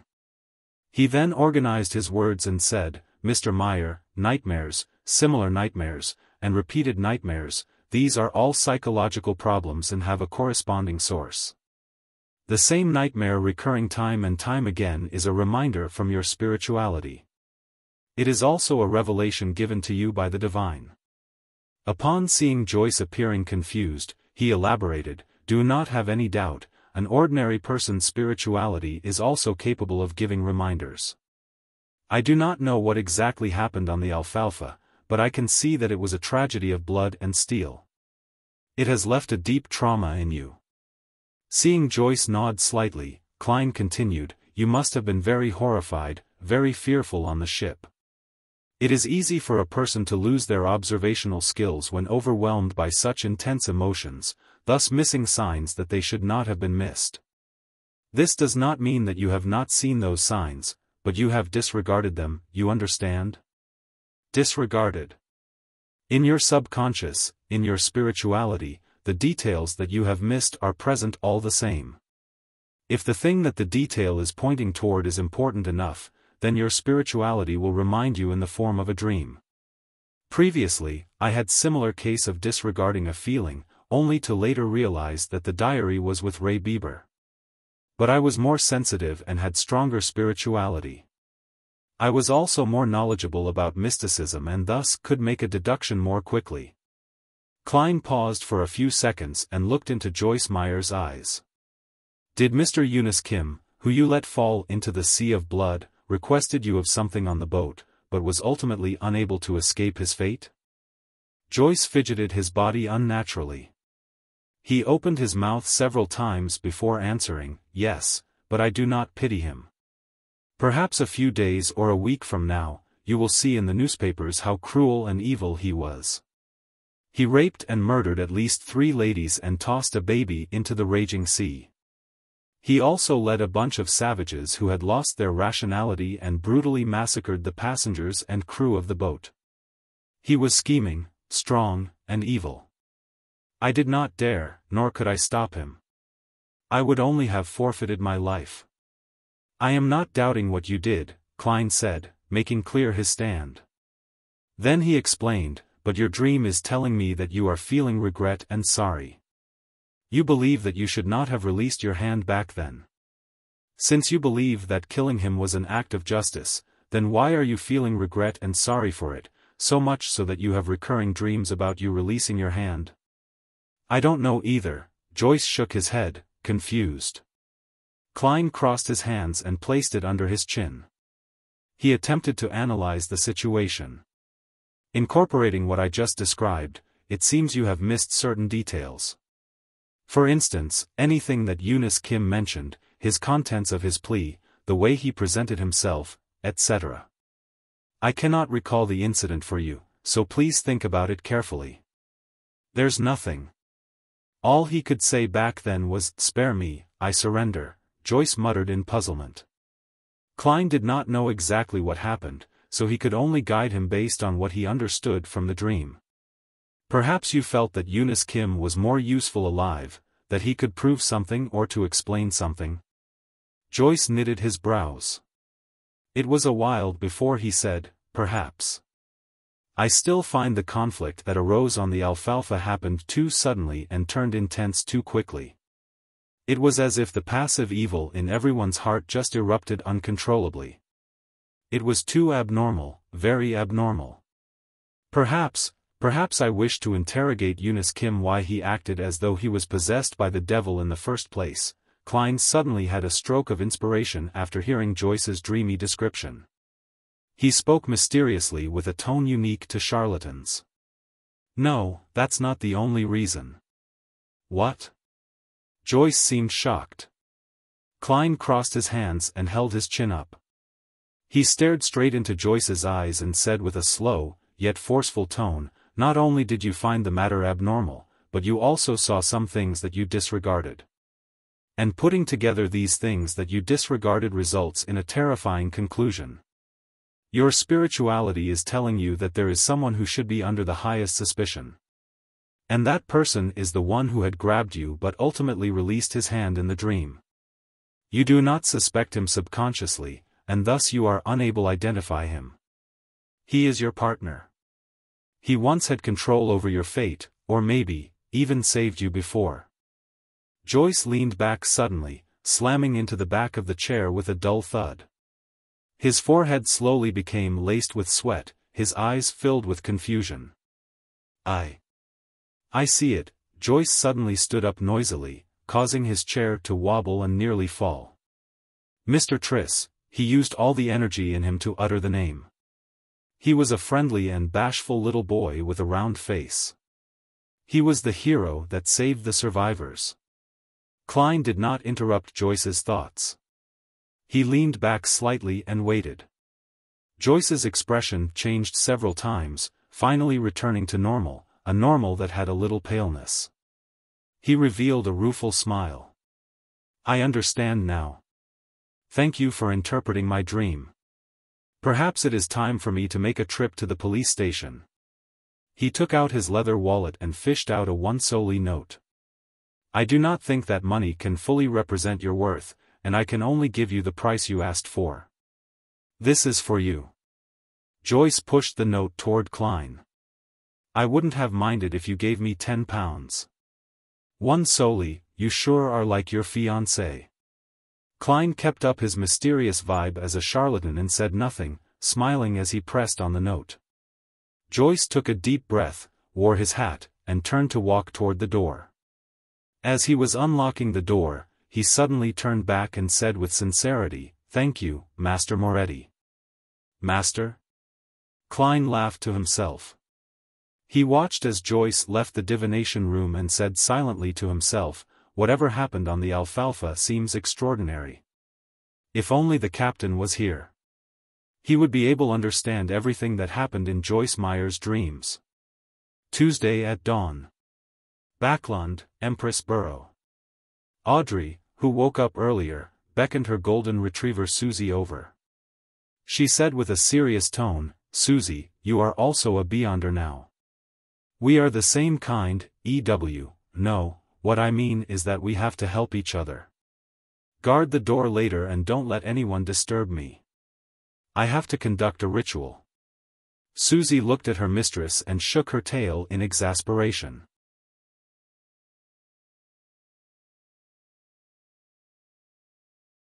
Chapter 64, Instigator. After instructing her golden retriever, Susie, Audrey paced around, seemingly worried.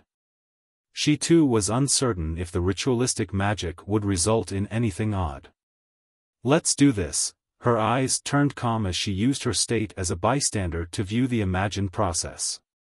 Soon, she came to a new arrangement. Audrey unlocked the door to her bedroom and said to Susie, "Susie, sit here.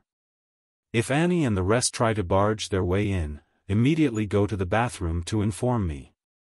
In order to prevent any accidents, her personal maidservant had the key to unlock her door.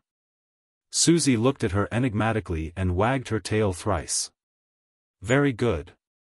I will let you choose anything you want for lunch today." Audrey pumped her fist gently. After exhorting Susie, she entered the bathroom. The square bathtub was 3 to 4 meters on each side. There was clear water rippling gently in it with steam emitting from it.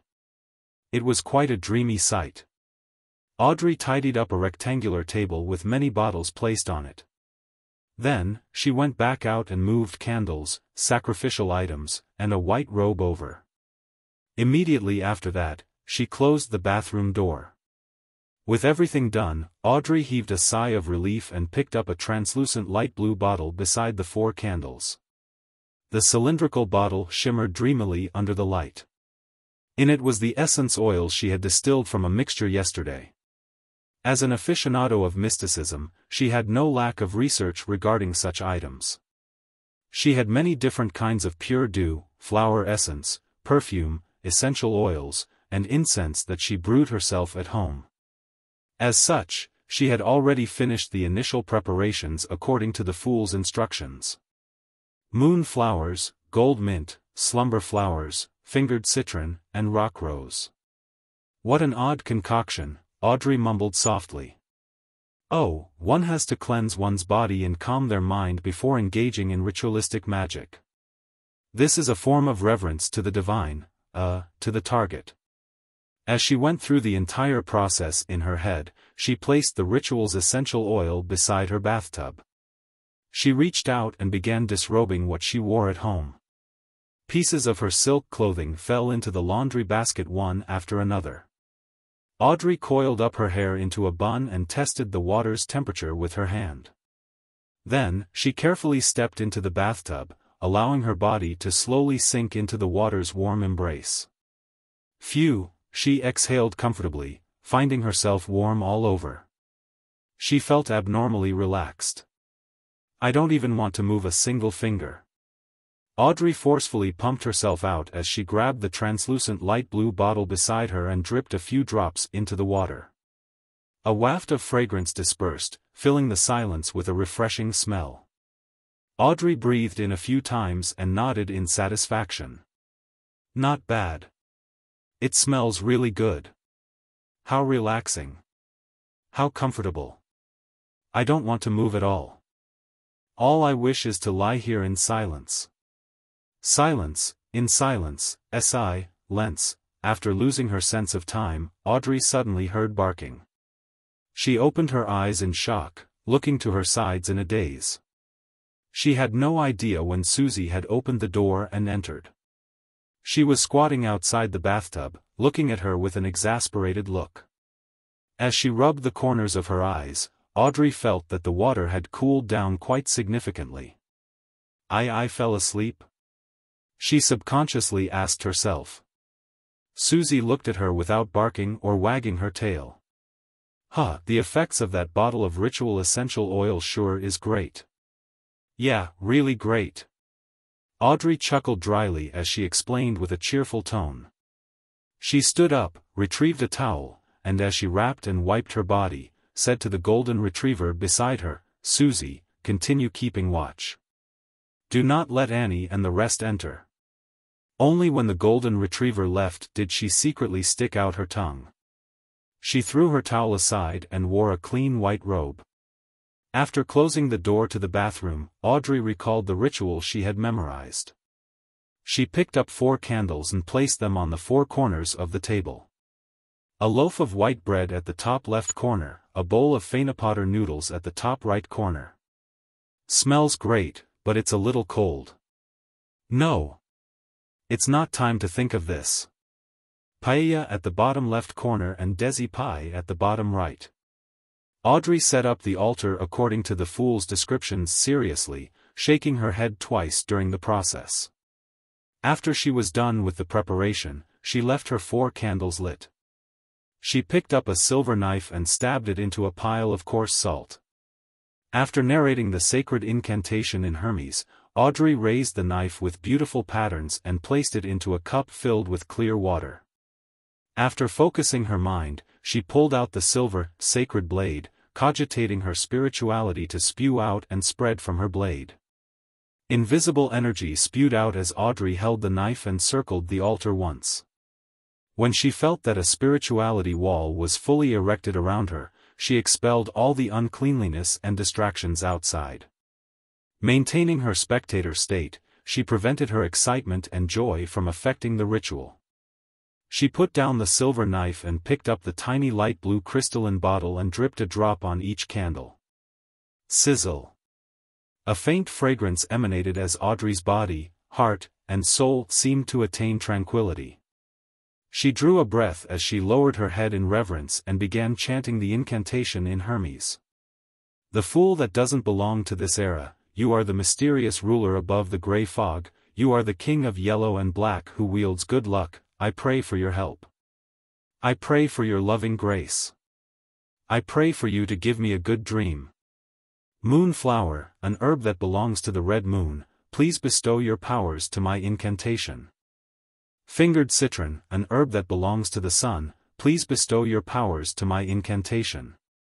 Right after Audrey chanted the incantation and hoped to cogitate the contents of her plea, she felt there was a stir within the spirituality wall. She saw a dark red star swirling on the back of her hand. Her heart leaped as she hurriedly closed her eyes and calmed her heart to plead sincerely. When everything was over, she surveyed her surroundings wondrously, but did not find anything odd. Is that all? Audrey knitted her eyebrows slightly as she whispered.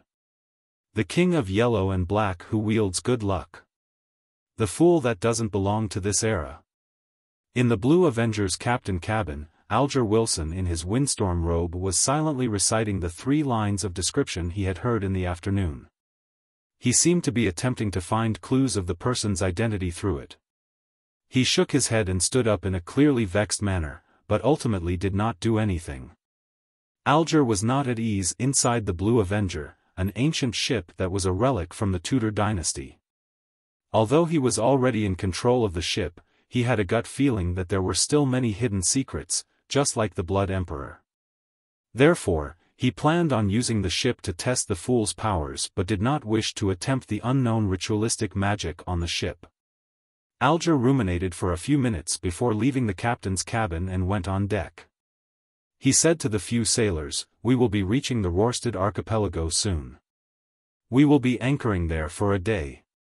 The sailors immediately cheered as they shouted in unison, "Thank you, Your Grace." As the ghost ship did not need sailors, there were very few sailors on board. There was no need to worry about their supplies, being able to enjoy fresh food and clean water. However, day after day of voyaging at sea and the nearly unending vistas exhausted them both physically and mentally. It felt like they were always repressed and tolerating something until they lost control. As for the Rosted archipelago, it was a famous colony on the Sonia Sea. Their business was booming, and they had all kinds of industries. I simply can't wait. A crew member gyrated his hips and sniggered a meaningful laugh that all men would understand. On the public carriage toward Zutland Street, Klein, who was reading the newspapers leisurely, suddenly jolted. He seemed to hear an ethereal voice calling out to him. Shapeless murmurs resounded in his mind as his forehead throbbed uncontrollably. The contents of the calling that could not be heard left as fast as it came. In just 10 seconds, it was gone. Klein pinched his forehead and resisted the throbbing pain deep in his brain. Is this the murmurings of unknown existences that old Neil mentioned? A result of having enhanced spiritual perception? Thoughts flashed through Klein's mind as he suddenly saw 4 black dots appear on the back of his right hand. They were like tiny inconspicuous moles. The 4 black dots that stemmed from the luck enhancement ritual quickly sank, dimmed, and vanished. Klein looked at it in surprise and had an additional guess about what had just happened. Justice or the Hanged Man has attempted the ritualistic magic I gave them? Was my train of thought right?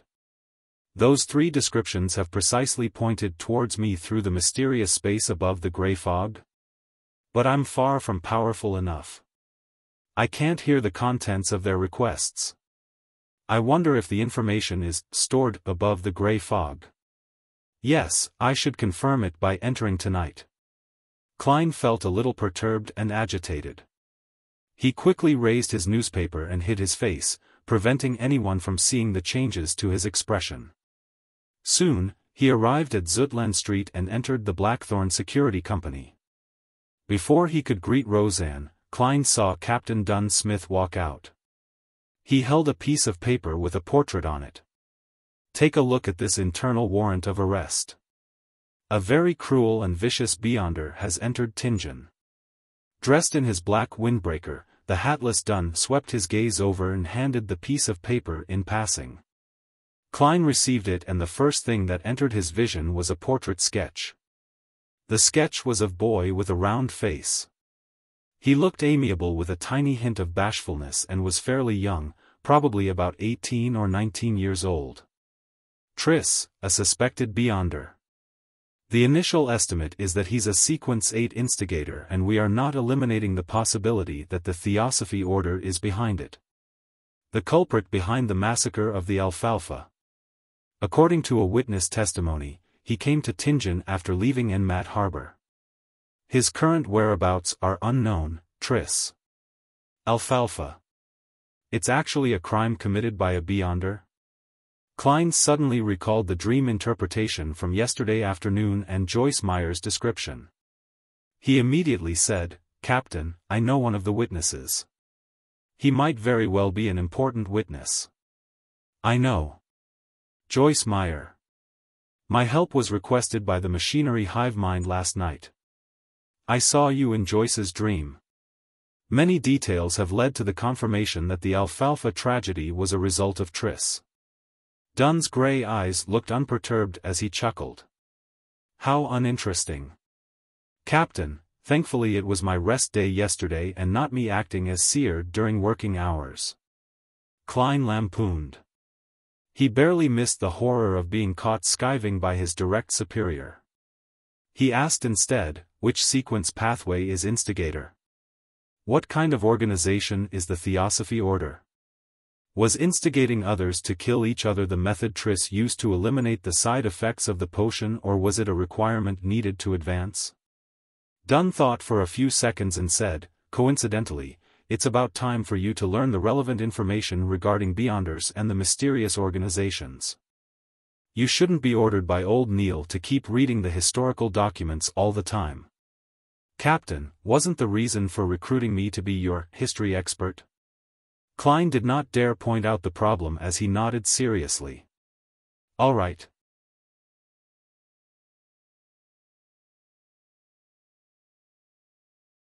Chapter 65, Beyonder Information. With a document signed by Dunn, Klein went underground and turned into the armory. Dunn is right. It's time you understand the different Beyonders and the various secret organizations. Dressed in a black classic robe, old Neil read the note without finding it surprising. Instead, he supported the captain's decision. He then added immediately with a smile, "After all, you will be heading to the underground market with me tomorrow night." Tomorrow night? Klein did not conceal his pleasant surprise as he asked to confirm. Old Neil nodded and said with a sigh, "I'm a person who can't sleep when in debt. I always wish to settle them as soon as I can." "You did not seem to act so previously. You left it to the last moment before using ritualistic magic to resolve the problem. So, I'm not the only one suffering from procrastination. Wait, is there a need to euphemize, afraid to spend away the money to repay a loan?" Klein did not expose old Neil and instead urged, "Mr. Neil, I'll be troubling you to retrieve the corresponding information from Cheney's Gate." There were mostly archaeological and historical documents in the armory. There were documents involving Beyonders and mysterious organizations, but few in number. Furthermore, they were mostly basic knowledge. Old Neil slowly took a sip from his hand-ground coffee and smacked his lips. He then walked out the armory with the signed and stamped document. Klein watched the place on his behalf. About 10 minutes later, old Neil returned with a huge stack of documents. "They can only be read in here. They are not to be taken out," he warned as he placed the information on the desk. "All right." Klein gave a firm nod. He extended his hands and quickly flipped through the pages and did a general read-through. Very detailed. As expected of the Nighthawks' internal documents. As expected of a church with 4,000 years history or even more. Klein sighed inwardly as he glanced through the documents. Not only did the documents introduce the various secret organizations, it also listed down many of the sequence pathways. It was very complete. Some of them only wrote the potion name of the corresponding sequence while others only described the Beyonder abilities of the corresponding sequence. Some were completely missing and left blank. While holding back his excitement, Klein found the sequence pathway that led from Seer. He ruffled through the pages and soon found a familiar word. Then, his delighted expression quickly froze because there was no corresponding potion name, sequences 7 and 8, after Seer. Thankfully, the abilities of the two following sequences are present. Klein silently exhaled as he calmed his mind and read the description seriously. Sequence 8, Potion Name Unknown. The corresponding Beyonder is good at fighting with artifice and very crafty. Good at fighting with artifice? This is the next advancement of Seer. Why does it feel odd? I'm not a hunter. Am I going to become a melee mage? What does crafty mean? My intelligence is enhanced, making me good at fooling the enemy? Klein was stunned. He even suspected that the Nighthawks' information was wrong. There were corresponding case studies appended, but he could not find a reasonable explanation despite reading it repeatedly. He cast his gaze lower as the description of Sequence 7 entered his eyes. Potion Name Unknown. The corresponding Beyonder is good at many spells that can be quickly cast. Fuses one's body's skill and supernatural powers as one. That's more like it. This is what an advancement of a Seer should sound like. Klein heaved a sigh of relief. After seeing the case studies of Sequence 7, he cast his eyes to the overall description of the pathway. This sequence pathway was first established by the Solomon Empire's Zeradal family. During the conflicts of the Fourth Epoch, the family was not fully destroyed. The family's name was occasionally heard in the history of the Fifth Epoch. It is suspected to be connected to the ancient organization, the Secret Order. Zeradal? Upon seeing this name, Klein's eyes constricted. He had just seen this name appear in the remnant diary pages of Emperor Roselle yesterday afternoon. Roselle's acting came from a reminder by the mysterious figure known as Zeradal. Because of that mysterious Zeradal, Emperor Roselle regretted not choosing Seer. Therefore, I was indirectly influenced, turning me into a Seer. It makes acting return to the embrace of the Seer. It feels like it was all predestined.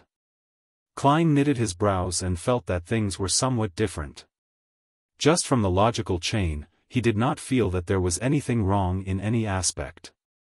However, in the domain of mysticism, predestiny often manifested things and involved new problems. In addition, transmigration is quite a baffling matter. It's just confusing. And the guy I've possessed tried to commit suicide because of the lost notebook of the secret order. Klein thought for quite a while and had many guesses, but lacked the information needed to prove them. Phew. After repeatedly reading the information, he finally suppressed his ideas and read the other records. He first found the Sailor sequence and discovered that it indeed belonged to the Lord of Storms. For an old opponent that they haven't faced for perhaps more than 2,000 to 3,000 years, the Nighthawks' internal records were rather detailed. Sequence 8, Folk of Rage. Ancient name, Guardian of the Windstorm. The corresponding Beyonder can release several strikes that exceed ordinary thresholds when enraged. Their strength and speed are greatly enhanced. Facing them is like facing a storm. Sequence 7, Seafarer. Ancient name, Windstorm Priest. The corresponding Beyonder is also a scholar of astronomy and geography. They have an intuitive grasp of magnetic fields, ocean currents, wind direction, and clouds. A boat with a seafarer will never get lost at sea. They are even more beloved by the oceans and gain enhancements in every aspect at sea. They are friends of water. They can act freely underwater for more than half an hour. They can cast a limited number of water-related spells. Some are a result of their own capabilities and some are a bestowment from the Lord of Storms. For example, a Sequence 7 Seafarer is very powerful. Klein nodded while in deep thought. He suspected that the Hanged Man was a guardian of the windstorm, if not a seafarer. From how he has recently advanced, it was more likely he was the latter. This also indicated in a way that the Hanged Man was either a member of the mandated Punisher or a pirate who had been secretly absorbed by the Church of the Lord of Storms. Impressive. Impressive. Klein flipped back a few pages and found the advancement of Spectator. He discovered that the description was identical to what the Hanged Man had said. Sequence 9 Spectator was like a seer. They lacked direct combat means and could only observe a target to obtain information, gleaning the true thoughts of the target. By doing so, they could provide subtle influences and guidance to cause situations to develop in a way they wish. Sequence 8 Telepathic was the advancement of Spectator. Their observation was not only limited to superficial details, but deeper into one's aura, ether body, or other mysterious domains. The combination of the two allowed a telepathic to precisely understand a person's thoughts as though they could read their minds. In front of them, it was difficult to have any secrets. Sequence 7 Psychiatrist, which was also known as Psyche Analyst, had further enhancements above the Sequence 8 foundations. They could begin directly influencing a target. For instance, they could treat a target's maniacal problems or alternatively, cause them to turn maniacal and lose their reason. A beyonder that is very difficult to be noticed. After reading the description, Klein made a reasoned judgment. After understanding the relevant information concerning the gathering members, he flipped to the Church of the God of Steam and Machinery. This was because Emperor Roselle had chosen their Savant sequence. Sequence 9, Savant. The corresponding Beyonder believes that knowledge is power. They have a rough understanding of the supernatural, but are more knowledgeable about aqua regia, nitroglycerin, and complicated bolts and gears. They seem to know everything. It is no wonder that the Emperor Roselle said that this potion suited him perfectly, allowing for him to press his advantage to the fullest. Klein understood completely as he shifted his eyes down. After several case studies, the corresponding Sequence 8 finally appeared in Klein's vision. Archaeologist. They possess a good deal of knowledge about history and outdoor survival, as well as forbidden knowledge about ruins. They have a strong enough body and ability to face everything. Sequence 7, Appraiser. They can intuitively understand the powers and problems of most extraordinary items, and can use them while keeping danger at its lowest. As Klein's security clearance was insufficient, he only had access to sequence pathways up to 7. It left him a little frustrated, but there was no other way around it. He only wished that Backlund would quickly send over the sealed artifact 2-049 to determine if Ray Bieber was a descendant of the Antigonus family. That way, he would have a chance of becoming a formal member and obtain a higher security clearance. Collecting himself, Klein read the material seriously from cover to cover. He knew that the sequences following Corpse Collector were Gravedigger and Spirit Medium. He also knew that there was no information about the Sequence 8 of the Mystery Prior Path. Not only was there no name for the potion, but even the description had been left blank. There was a name for Sequence 7 of that path, Warlock. Sounds impressive. Klein slowly flipped the page and saw Apprentice and Marauder, which Emperor Roselle had lingering thoughts for. Their records only reached Sequence 8 and nothing more. Sequence 9, Apprentice. Their abilities are rather strange.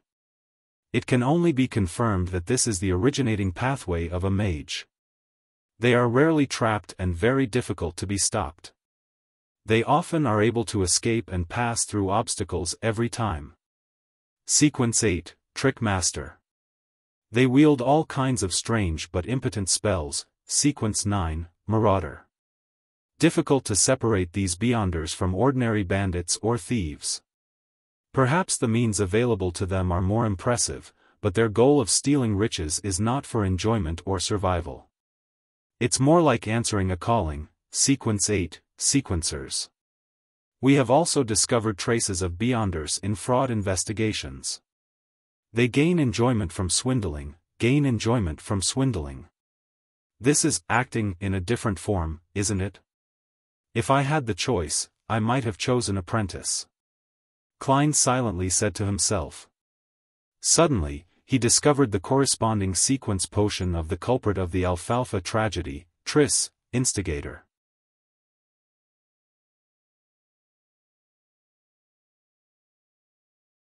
Chapter 66, Demoness Sect, Sequence 8, Instigator. They are adept at triggering the evil desires deep in people's hearts, causing contradictions and inciting conflict, thus resulting in bloody massacres. The description isn't detailed enough.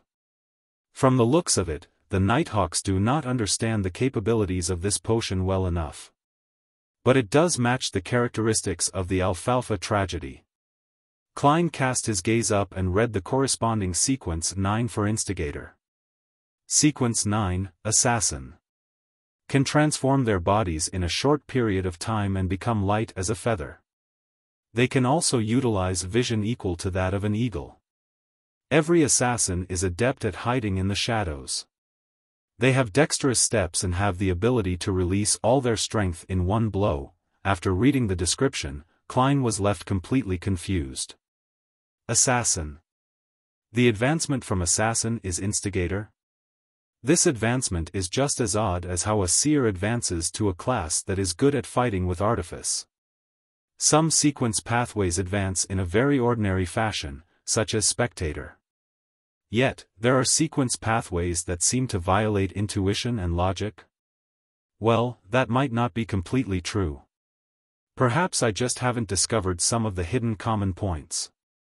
For instance, assassins and instigators can both bring catastrophe to others.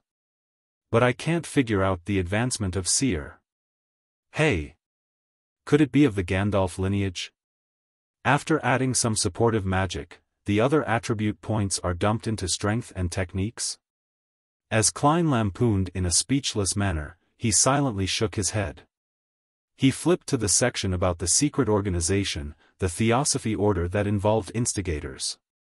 Theosophy Order. A secret organization that appeared in the Fifth Epoch, which is the early era of the current epoch. They believe that the mind is fundamental to a person, while the physical flesh is a cage that restrains the mind. The reason why humans do evil is a result of the physical body's influence.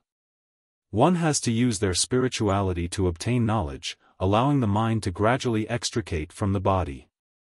Then, through the trials of the stars, they will eventually be separated from the material world, returning to the purest and truest self, obtaining eternal redemption.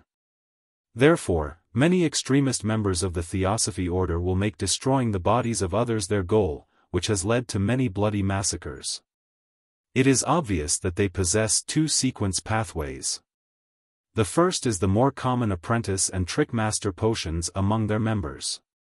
The other sequence comprised of assassin and instigator rarely appear. There is currently no evidence that indicates that the Theosophy order possesses sequence 7 or higher potions. It is unknown how the Theosophy order established itself. Their possible origins can only be analyzed using the two sequence pathways. Firstly, the apprentice and trickmaster sequences easily remind people of the Abraham family of the Trickmaster dynasty in the Fourth Epoch. The Tamara family, tied to the Abraham family through marriage for extended periods of time, cannot be eliminated as well. Secondly, assassin and instigator point towards the Demoness sect. The Abraham, Tamara, Antigonus and Zeradal families, the Solomon Empire's Dark Emperor, the Tudor dynasty's Blood Emperor, the Trunsoist Empire, and the Jacob and Ammon families that the Hanged Man had mentioned. There are really lots of secrets buried in the history of the Fourth Epoch. There might be a lot of facts too. Klein was astounded from what he read. He had a deep appreciation for how the history of the Fourth Epoch was clouded in fog. The outline he could see through the fog left him shuddering involuntarily. It was as though he could imagine a thriving era of Beyonders, an epoch with blood and strangeness in a concerted dance or horror and distortion in a symphony. Klein drew in a silent gasp and flipped through the book, but did not discover any corresponding descriptions of the Demoness sect. He looked up and saw old Neil wrestling with some filter paper with his hand-ground coffee. He asked sincerely, "Mr. Neil, what organization is the Demoness sect? I can't find any introduction about them in the documents." Old Neil was in no hurry to respond. After wrestling with his coffee, he chuckled and said, "Your security clearance isn't high enough. Even with Dunn's permission, you would not be able to read the relevant information. It can also be said that a lot of the information is only available in the Holy Cathedral and isn't stored behind Tingen City's Chinese Gate.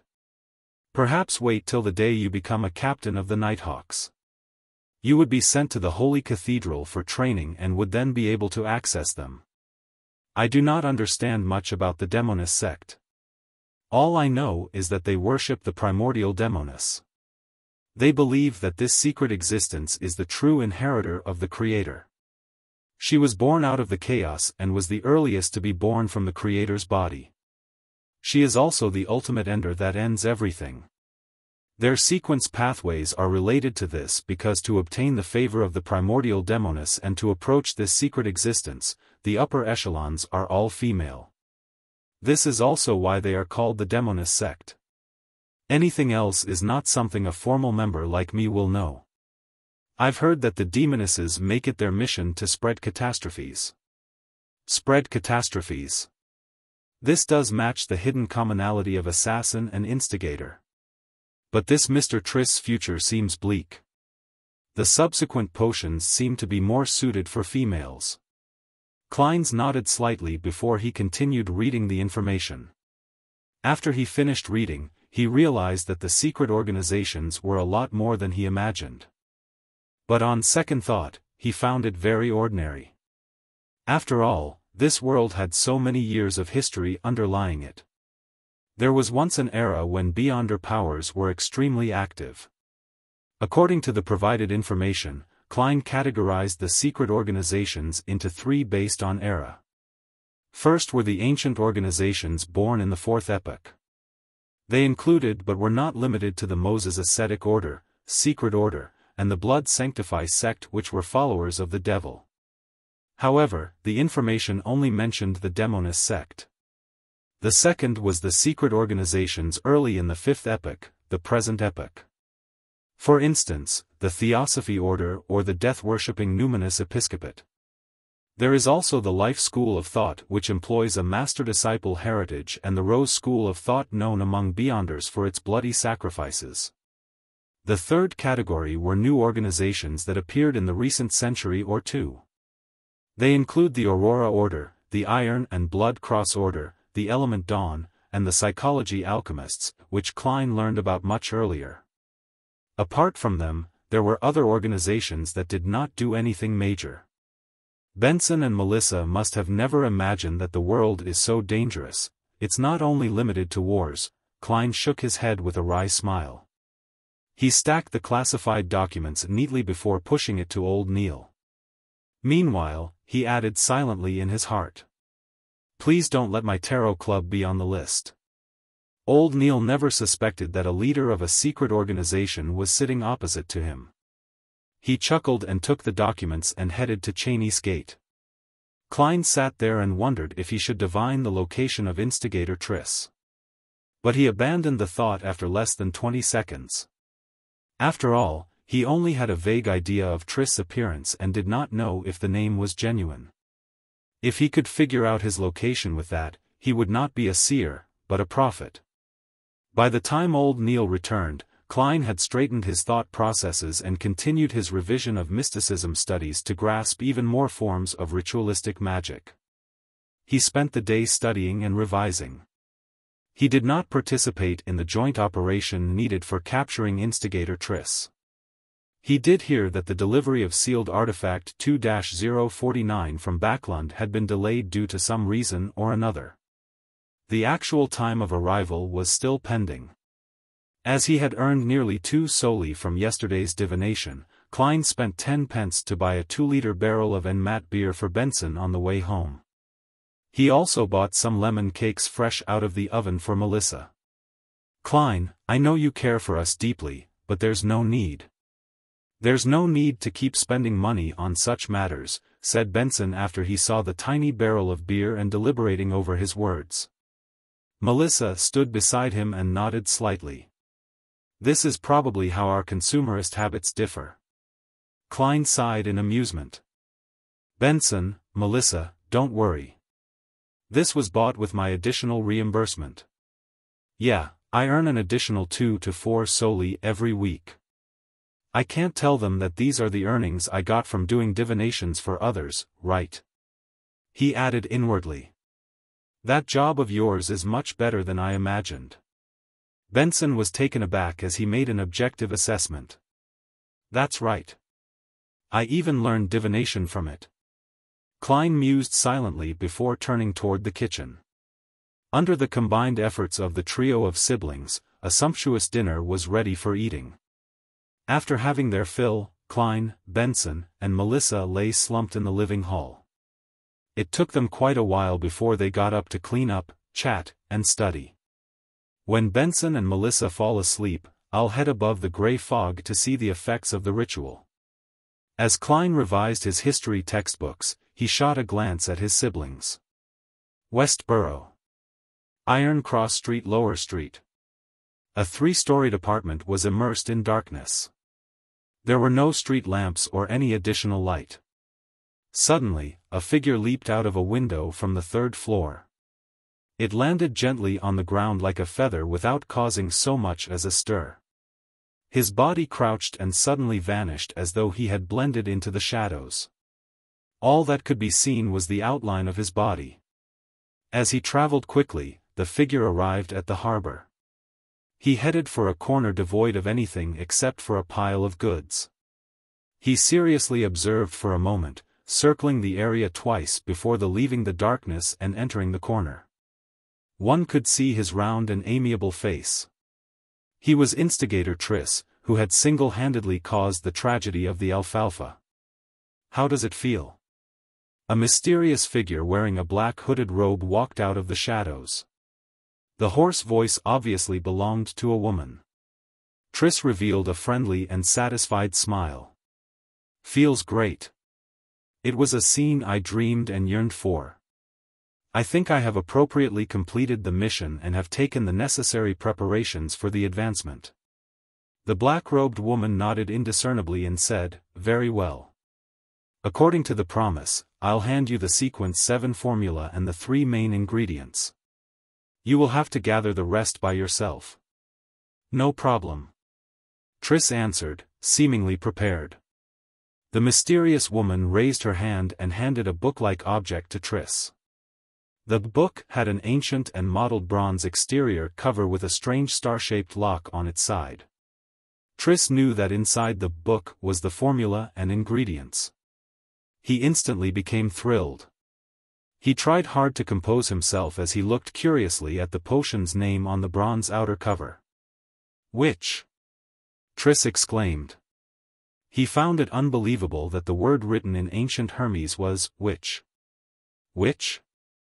I'll advance to become a witch? What a joke! The mysterious woman covered her mouth and let out a chortle. It took her quite some time before she answered, weren't you always curious? Curious about why our upper echelons are all female. That is the answer.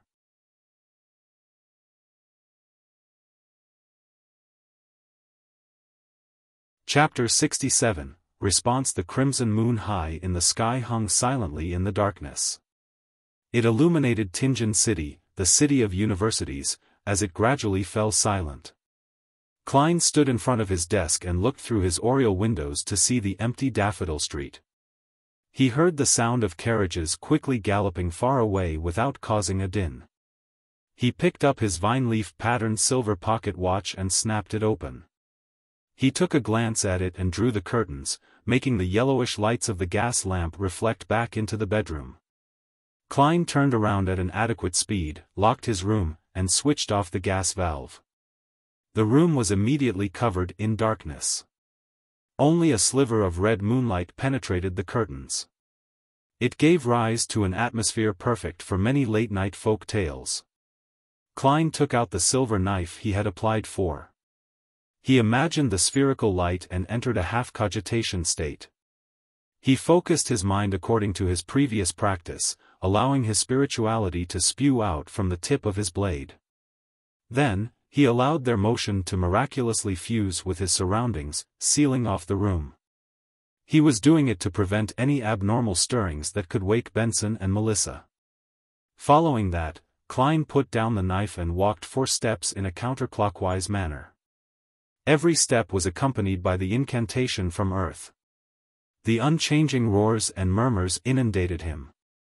With the same mania and pain inflicted on him, he did his best to control himself and withstood the most grueling and dangerous stage in his half-conscious state. The grayish-white fog was endless. The dark red stars were at varying distances from him. The towering divine palace stood erect like a dead giant. Nothing seemed to have changed. The silence and antiquity that had accumulated over thousands of years swarmed him. No, there is a change. Klein silently muttered to himself. His gaze locked onto a dark red star near him. That was the star symbolizing justice. The star's deep redness began to pulse. It did so with average amplitude, but did not stop. Klein carefully spread out his spirituality towards the deep redness. The moment the two made contact, he felt a hum in his head. He saw a blurry and distorted scene and heard the illusory but stacked voice of prayers. The fool that doesn't belong to this era, you are the mysterious ruler above the gray fog, you are the king of yellow and black who wields good luck, I pray for your help. I pray for your loving grace. I pray for you to give me a good dream. I pray for you to give me a good dream. I pray for you to give me a good dream. The female voice resounded constantly in an intermittent fashion. Klein's psyche turned more irritable and chaotic. It was akin to listening to someone upstairs pounding on the floor when he had just fallen asleep.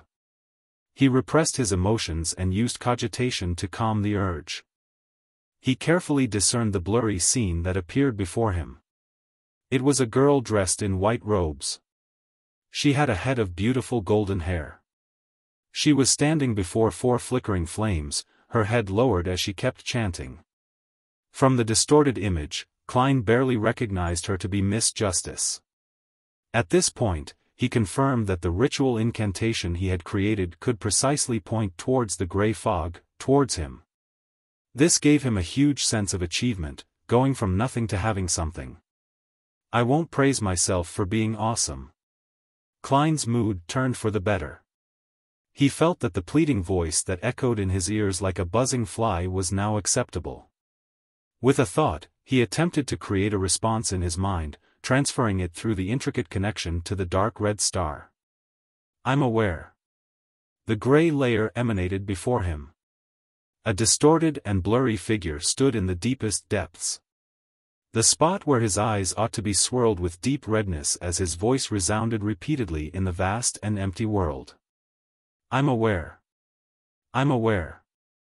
I'm aware. Audrey Hall was jolted awake suddenly. She sat up with her blanket wrapped around her as her mind was fully occupied with the scenes she saw in her dream. She knew very well that she had dreamed of the Fool, the mysterious being that lived above the fog. Is this a response to my morning prayers? Audrey, who quickly entered her spectator state, calmed down and analyzed. Although she did not understand why the Fool did not respond on the spot and only did so at night, she was still shocked that the ritualistic magic was effective with the few lines of incantation. In the past, she had prayed to the Evernight goddess, but had never received any response. Even if Mr. Fool was not a god, he is likely not far from being one. Audrey slowly inhaled before slowly exhaling. Since he was a powerful existence that she had no means of resisting, she quickly threw aside her worries. She began considering what to do next. First, I have to completely digest the Spectator potion. My acting is still pretty good. Second, I have to seek out the psychology alchemists. Third, I should try to obtain the telepathist potion formula from Mr. Fool or clues regarding the psychology alchemists elsewhere. However, every godlike existence should have a complete sequence pathway that belongs to them. They might not know the formulas of other sequence pathways. A new Beyonder organization like the psychology alchemists might not be able to garner Mr. Fool's attention. With the connection severed, Klein sat at the bronze table's seat of honor in a rather good mood. He was completely covered in grey fog. He leaned back and clenched his fist to cover his mouth. He recalled and analyzed the process. At that moment, he was the only living being in the world of the grey fog. Apart from that, there was absolute silence. It seems I can only pass information over and am unable to use the powers in here. From the looks of it, my idea of manipulation would not work. Klein kept prodding his mouth as he silently made a conclusion. He had originally planned on attempting to bind his body with the world of the grey fog in the same manner if the incantation and ritual proved effective. As such, he could then leverage all the power of this mysterious space. If that happened, he could pray to himself, and through such a manipulative manner, he could go around the limitations, the mysteries, and the danger, allowing him to fully use the grey fog world. For example, he could first conduct a ritual and pray to himself for spells. Following that, he could come above the grey fog and answer his own request and bestow it. From the looks of it, I was being too idealistic. My understanding and control of the grey fog world has not reached that level. Klein shook his head in a self-deprecating manner and planned on leaving. At that moment, he saw the dark red star that represented the Hanged Man begin to pulse. He heard an ethereal and formless voice spread out. I coincidentally chanced upon the Hanged Man's ritual? Klein nodded in thought. He sat at the seat of honor of the long bronze table and extended his hand to tap on the star. His spirituality spread as it touched the pulsing deep redness. He heard the Hanged Man's heavy and repeated prayers along with a blurry scene. The Hanged Man was draped in a pure black robe in the scene. He stood in front of 4 plumes of fire. The surrounding spirituality had formed a wall, isolating him from any external influence. Klein did not immediately respond. All he did was watch and listen silently. You are the king of yellow and black who wields good luck, I pray for your help. After the hanged man finished his prayer, he waited for a while. Seeing that there was no response, he began dismantling the spirituality wall, extinguished the candles, and tidied up the altar. Finally, he swiped his extended hand as aqueous light spread out, making the altar table look brand new. Water-based spell. The bestowment of the storm. The hanged man is indeed at least a seafarer. Klein nodded slightly. Before the scene vanished, he responded via the method he imagined, transmitting it through the blob of dark redness. Alger Wilson was situated in the Rorstad Archipelago's city of generosity. He had not gone with the sailors to the famous Red Cabaret. Instead, he stayed inside the hotel and sealed the door and windows shut to attempt the ritual the fool had described. After familiarly finishing the prayer, Alger waited patiently for a moment, but did not receive any response. It seems this attempt isn't too successful. Mr. Fool needs to change methods. He was both overjoyed, but also a little disappointed. After everything was done, Alger planned on going downstairs for a bottle of Langsky-proof alcohol that could aid a folk of rage to unleash his powers. Mandated punishers of the Lord of Storms were rather fond of this sort of beverage. Pulling open the door, Alger was about to walk out when his vision blurred. He saw grey fog billow in the corridor and a hazy human figure sitting in the deepest depths of the fog, as if on a high throne. "I'm aware." The familiar deep voice reverberated around Alger's ears, causing him to freeze where he stood as his head slightly throbbed in pain. Alger's eyes suddenly turned dark. He looked around but realized that nothing had changed. There was still the same squeaky floorboard, the same aged wall candle stands, and the same unclean corridor. "I'm aware." The voice was still resounding by Alger's ears. His expression sank as he hit his chest lightly with his fist but did not say any words of respect to the Lord of Storms.